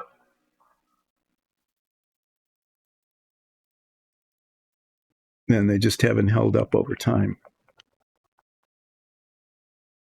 Let's see what happens with the yellow. I keep talking in plurals. I don't know why I do that. Yeah, this is almost gone. So I'm really thinking I'm going to see the same issue here.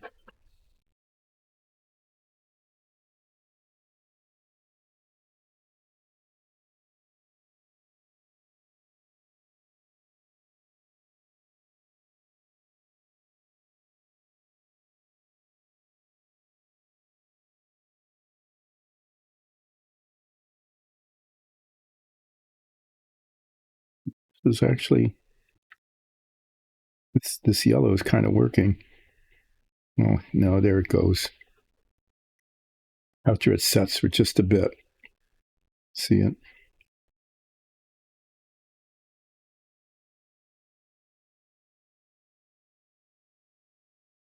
it gums up and pulls itself away. So I can't paint something and then come down and blend the paint in. So yeah, it's suffering the same fate.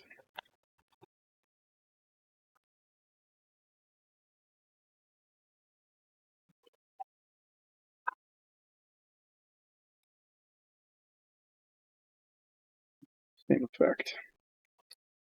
Oh well. Let's see if I can clean off the paint off. Clean off. Sulu's back here.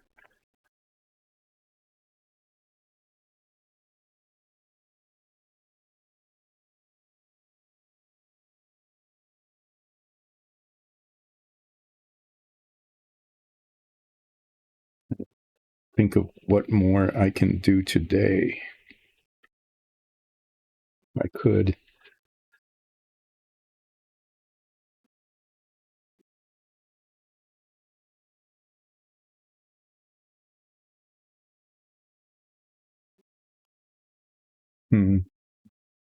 Yeah, just trying to think not out loud. I was thinking silently to myself, self, what can you do? I've got like an hour left in the stream. I could knock off early and get my chores done.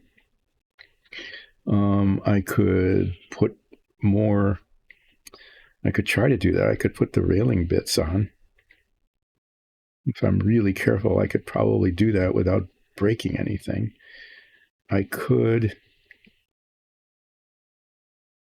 look at my color chart. Look at my color chart and see what yellows I've got and whether any of them.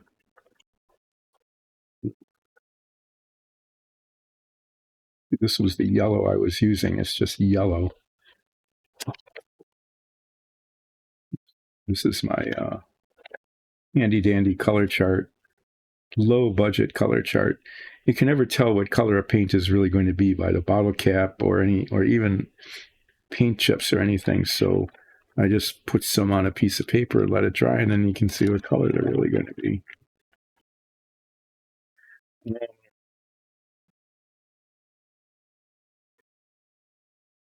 Deep yellow. If you can look at the box top, sun yellow is way too orange. The lemon yellow, yeah, I think it would have to be deep yellow. As you can see, though, the yellows are kind of translucent, right? So they're going to take at least 2 coats. I'm kind of hoping that the Tamiya yellow would cover, and it looked like it was going to until it didn't.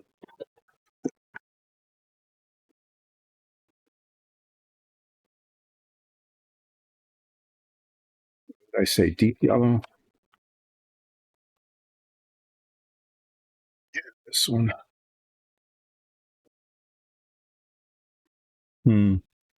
So do I feel like painting? No, actually, I don't. The situation is as time goes on, and I get into the last hour, my focus and concentration, steadiness at the hand begins to wane, and it just increases the opportunity for the painting to turn into a mess rather than turn into something that I can be happy with.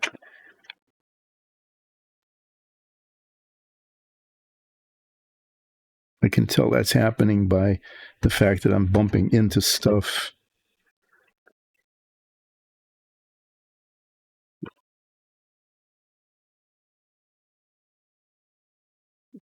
I'm doing dangerous things. I'm reaching over stuff. Let's Sulu back in the box here with Spock and Kirk. And I'm going to take out these pieces.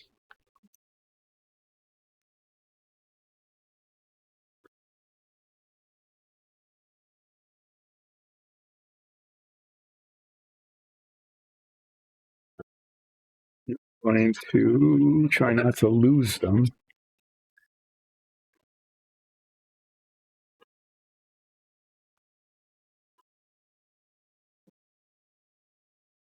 I have this nice wide open space over here to the right that I've talked about, and I'm not using it.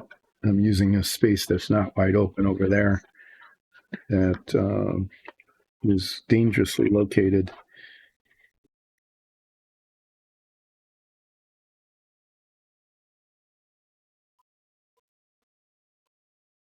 Brushes.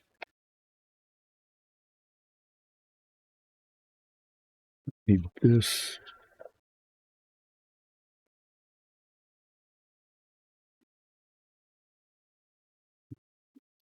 So I'm going to do these are on, is I'm going to attach more of them.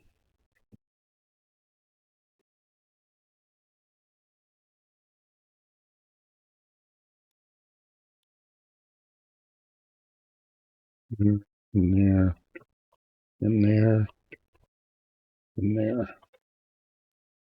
I'm going to do that for this railing, and then I'm going to rotate this and attempt to do that on the back. All without knocking anything over or breaking it.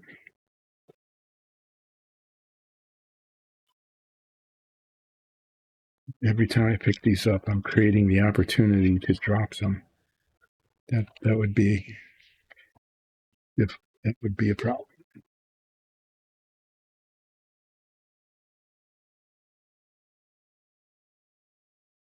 But I've got an hour left in the stream, and painting is not in the picture at this point.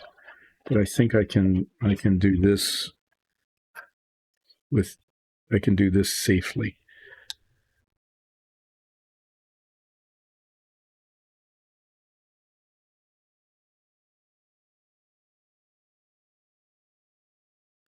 On Friday,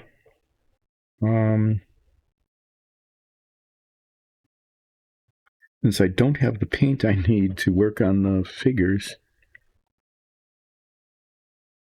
if there's any assembly of this remaining, I need to put the railings on the tops of these.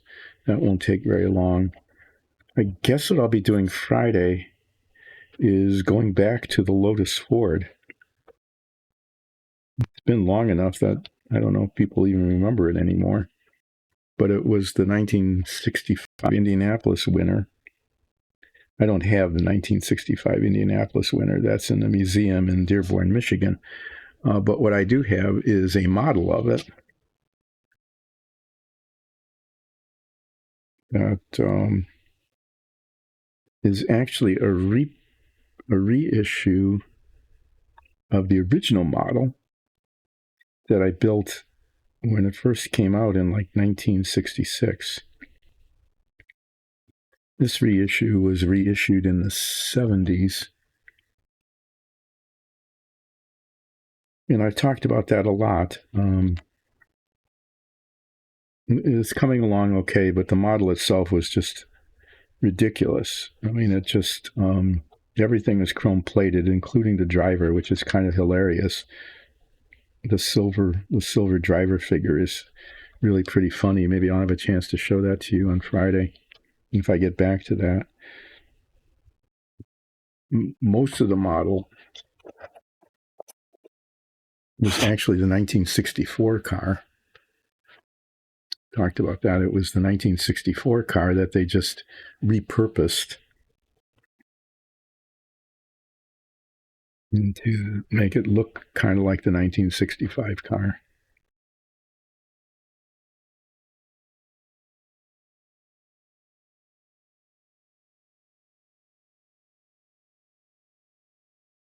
Just lining it up with the seams in the deck.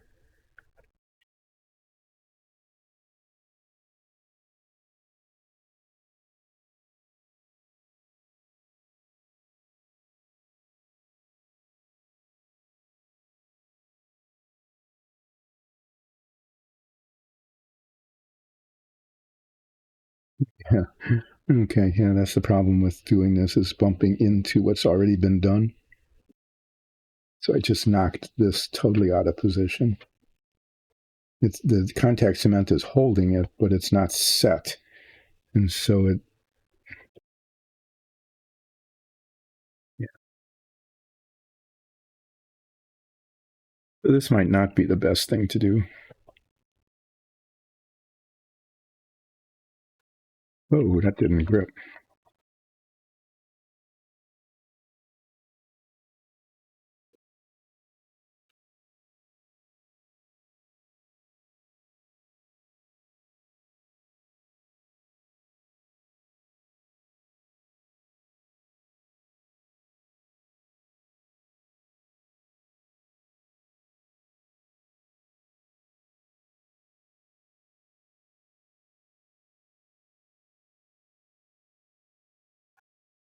Okay. The better part of Valor tells me that I'm going to be bumping into stuff.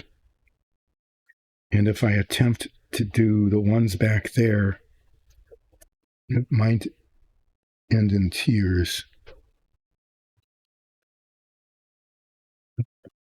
Yeah, I'm getting cement on my fingers.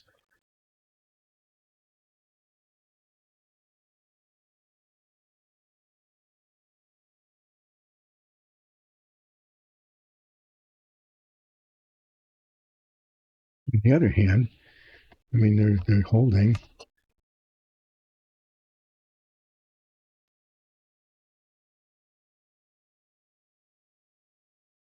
If I can get this done, what I'm going to do is I'm going to take another quick break. I need to catch up on something real quick. I'm going to take another quick break, and then I'm going to be back to kind of wrap up, decide whether I'm going to work on this more or not. I'm going to rotate this.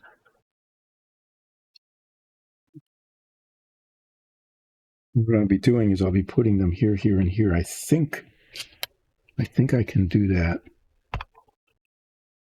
Except for the chair, which it's constantly in the way. Yeah, I think I can do these, but I'm going to need to take a quick break. I'm going to put the. Oh, hi. Thank you for the new follow. Thanks so much. I really appreciate it. You came on just in time for me to take just like a 5-minute break before I reach over and attach these bits.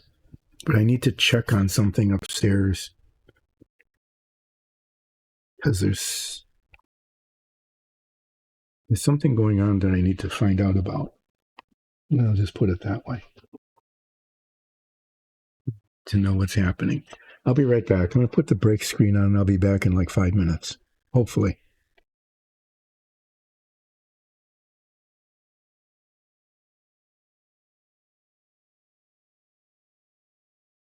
Yeah, it did come back. I hardly ever use that break screen anymore because I usually just go from 10 until 1 with that most just a little bio break in between. But there's stuff going on I just needed to check on, and it's going okay. It was just something different than expected that needed to be. I just need to see what was happening. You couldn't hear it because the pop filter filters everything out. So I'm going to put the rest of these 8 on this chair. It just is so much in the way.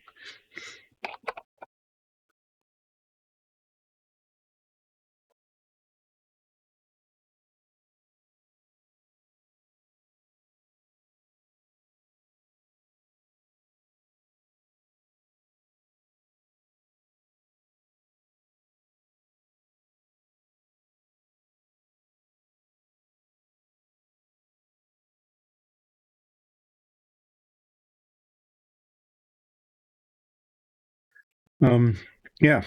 So I was talking about the Lotus Ford, which the main, it really was supposed to be the 65 car, but they made a model of the 64 car. And instead of like redesigning it, they just used the same model. And so in a lot of ways, it was inaccurate. I made a fair number of modifications to it, especially the seat, the driver's seat, and some of the area around the nose, and painted the stripe on instead of using the decal stripe, because the decal stripe was the 1964 stripe, not the 1965 one. And the sponsorship decals on the side of the car, there's a lot of them, were not accurate. Those are the 64 decals, not the 65 decals. And so what I did was I found an aftermarket place that sold the 65 ones.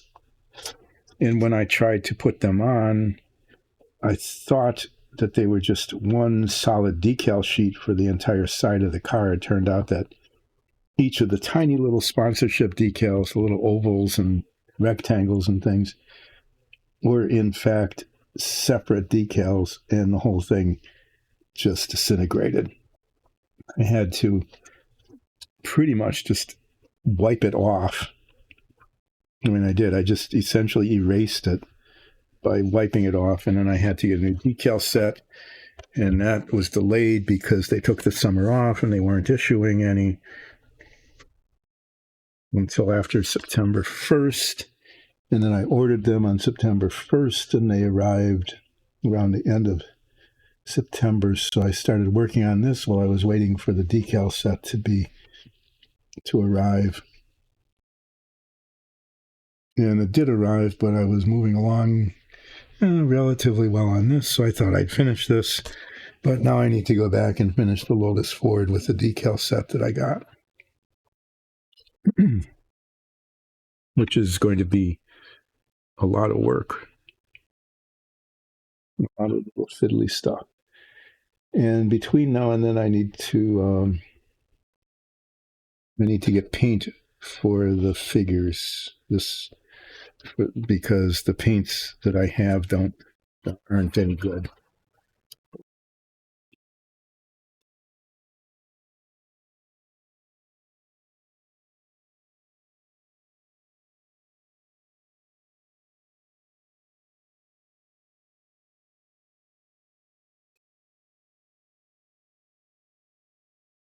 Checking to see if they're vertical. They're mostly okay. That one was tilted.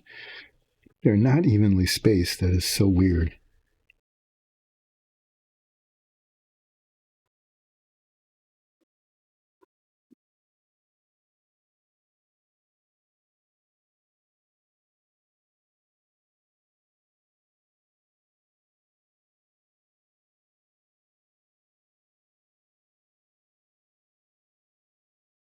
Yeah, so I think on Friday what I'll do is I'll be back to the Lotus Ford,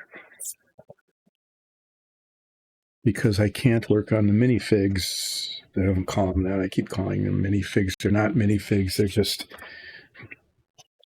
character figures, very badly made character figures of Spock, Kirk, and Sulu. And I need to get paint. I could check. I'm going to check to see if I got another jar of that light blue paint. I don't think so. I might just have to make a trip to the hobby shop and pick some up.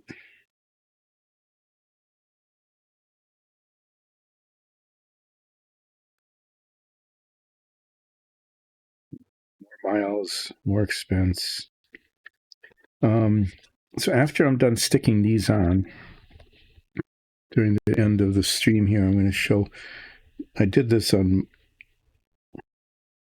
Monday. I'm going to do it again and show the dungeon tiles and explain how this stream started and why. I'm just going to talk about Dice and Dungeons and our Dungeons and Dragons show, and show some things from the show, or that could be in the show, about how we construct our dungeon tiles and, that sort of thing. And then make a plug for people to become a follower, thank you. Or a YouTube subscriber, or a patron by going to patreon.com/DiceAndDungeons, which is a really good way to do that. But the most important thing is to watch in our episodes on YouTube or listen to them as a podcast and tell everybody you know, and then total strangers as well, just everybody, how cool and amazing our Dungeons and Dragons show is, and watch it. Viewers, we want 1 billion million viewers of our D&D show. I'm doing this. This is not a good idea.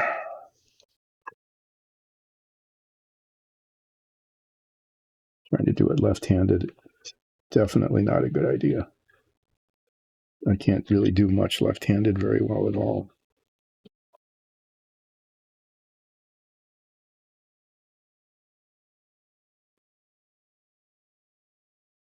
So these hold up the railing, which is in the box of parts over there.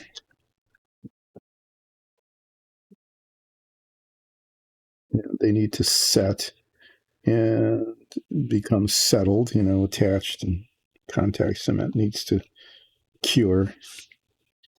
And then on Friday, I'll attach the tops of the railings.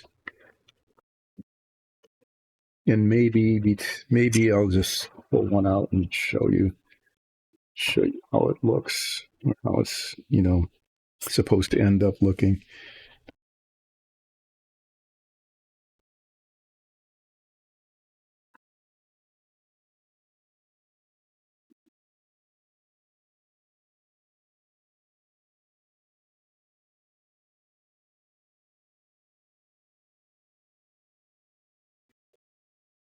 Okay. Put the captain's chair back on just so it's there. Zoom out a little bit, turn the camera, you can see how this is working. I'll show the box top again so you can see what it is I'm building. I'm going to put these on, move this out of the way, make an effort to clean up ever so slightly. So what will happen is these go on top like that, and those will get contact cemented in place on Friday after these are cured from their insecure status.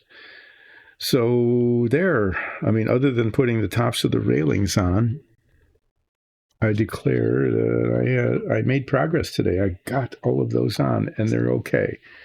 They're not perfectly in alignment because the pieces just aren't in alignment. They don't line up perfectly, but compared to the test fitting that I was doing, where they were really bad, they're not terrible. And they're sticking on, they're not falling off. That's really important. Not falling off is important. So there. With that in mind, I'm going to move it up out of the way and just bring some dungeon tiles into view because I want to show those. And then I'm going to wrap up just a little bit early, I think. So I'm done talking about how cool these are. So we printed our own dungeon tiles. We have been printing our own dungeon tiles on the 3D printers back here, and others like them. And then this stream started as painting them because they're all hand painted. So let me explain how the tiles work. I'll put them on a paper towel so you can see them a little better. A little better contrast than the gray down there. They get printed in black, so they come off the printer looking like this. Okay, and then they get primed, and we use because there's a lot of surface area. We just use gray primer on them. And then base coat them with gray paint. That's why we have those big jars of Tamiya paint, because you go through a lot of it because there's a lot of surface area. And then the detail is painted, like these little blocks here.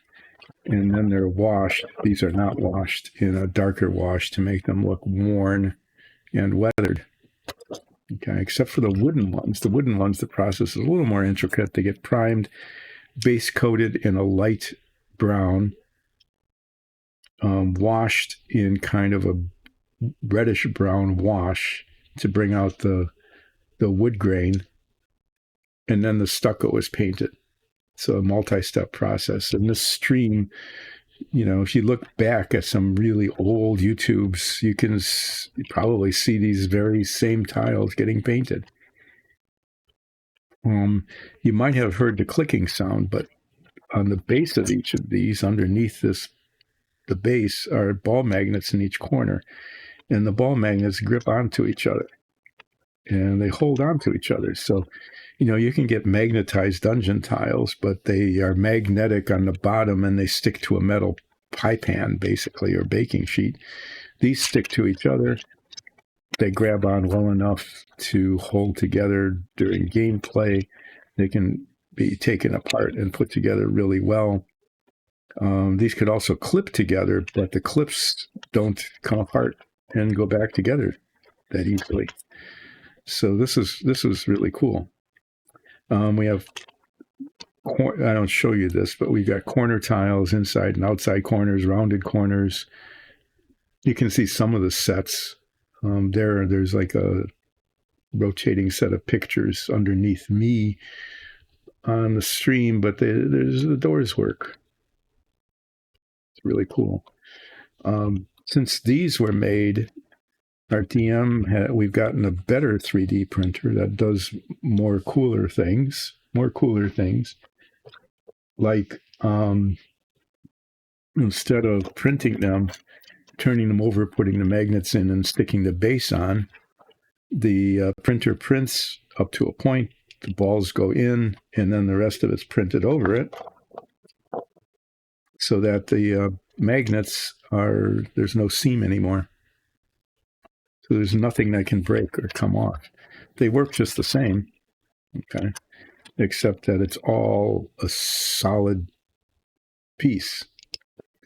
And the other things that happened is that you can see that these were pin hinged, the doors, the operating doors, okay, is the new ones don't have the pins showing because our DM was able to figure out a way to print these on the new printer, install the door and finish it so that it's just a beautiful finished product.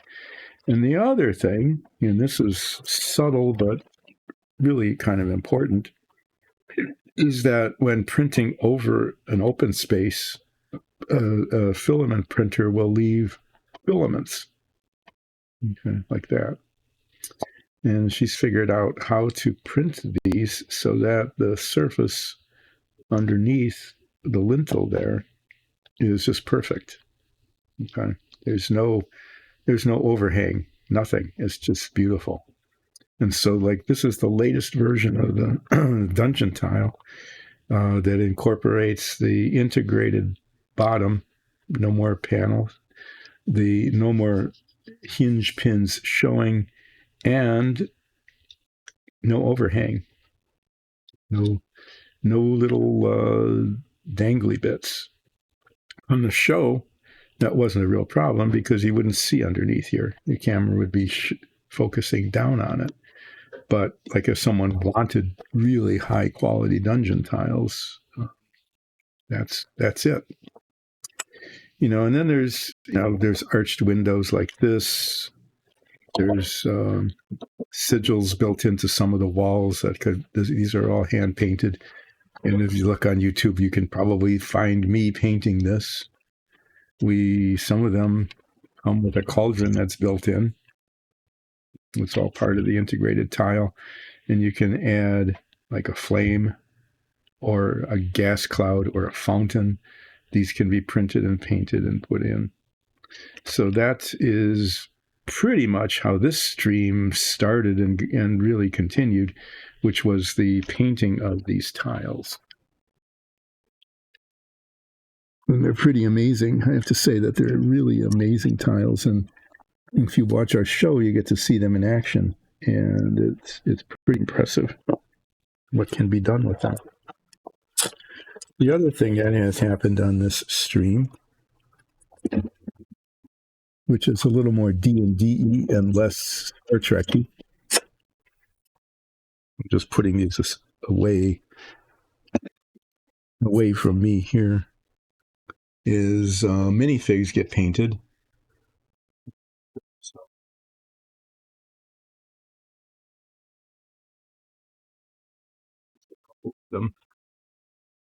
We got an orc and a gnome. These are part of a group called the Divorcees. There's 4 of them, and they appear on our show. Each of the 4 has adapted to their new status in a different way. The orc divorcee has decided to, do that. Go out partying, right? Shirt open, bright blue, that kind of thing. She just decided to get all flamey. But this is the kind of thing I paint when I paint minifigs. You got the face down, got some little designs on the shield, some edging on it. I had fun painting the detail on this, holding the flame, getting the hair to look cool. I think that came out pretty well. This guy adapted to his divorcee status by going beige, just beiged out. Got many shades of tawny, but the only thing that isn't is their quiver, which he kept his original quiver, so it's the bright green, but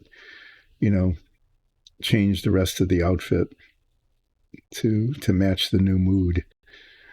So occasionally a bunch of minifigs come off of our 3D printer, not the PLA printer, but a rosin printer.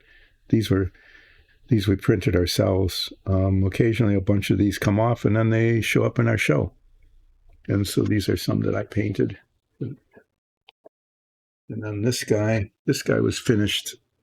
This is me. This is a large size version, 4 times life size. The minifig is this big, comes up to about the knee.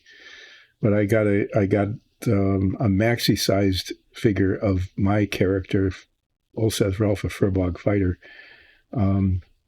as a gift, like a birthday gift, and I painted this on the stream.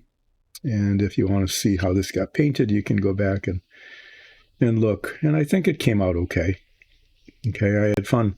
Like this metallic is painted a silver color with a transparent green wash over it. Okay, this is just glossy green, and then this is shaded, multiply shaded, to make it look okay. My character has a flaming longsword at the moment and an ice blade dagger as my 2 weapons. I think this came out all right as well. So that's the kind of thing that occasionally will happen on the stream when I don't have anything else going on. The only figure that I've got left is this gigantic, multi-headed, ogreish kind of thing. It's got heads all over its body. It's really grotesque.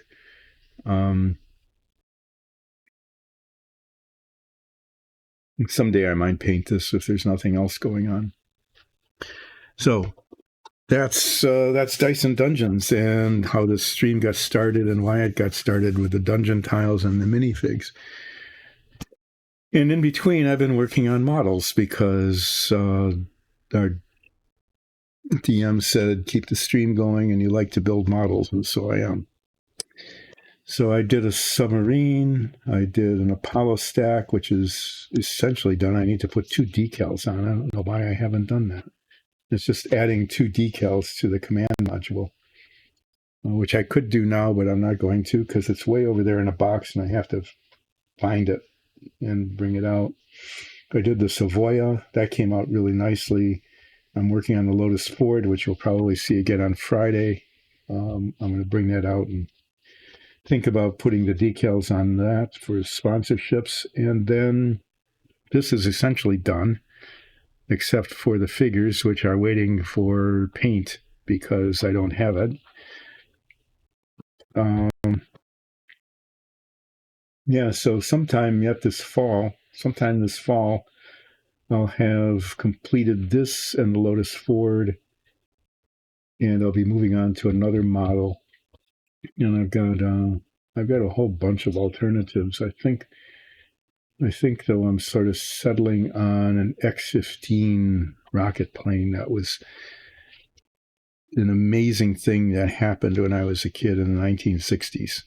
So I'll get to talk about 1960s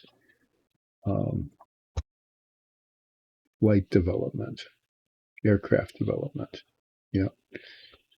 The development of rocket planes that actually went into space enough so that their pilots qualified to be astronauts.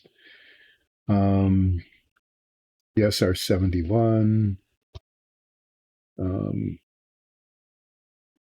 The whole Apollo thing. Okay, I'm muttering now. So I'm going to wrap up a little early. I'm going to get some lunch and do some chores that I need to get done today. And on Friday, I'm going to put the railings on this, and then I will not be able to do anything until I get the paint for the figures. I need blue and yellow.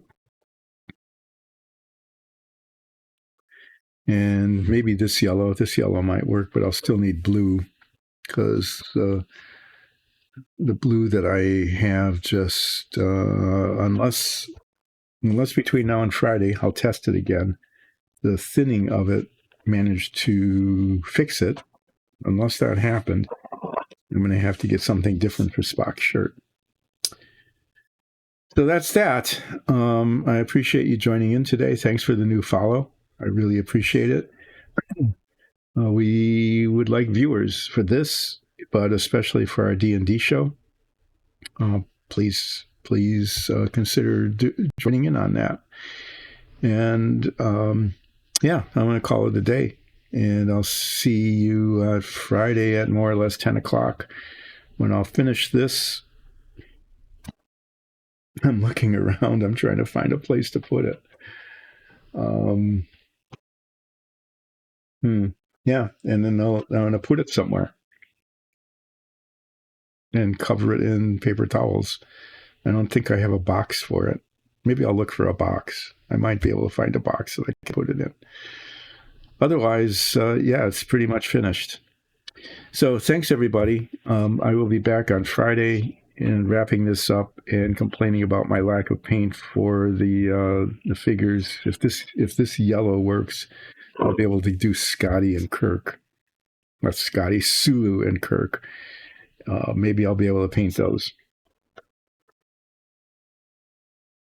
Yeah, that's it for today. Thanks so much. Become a fan of Dyson Dungeons. Watch our show. Catch it on YouTube. Listen to it as a podcast. Join in on Sundays when it streams on Twitch. And come back for this as well. We'll see you then.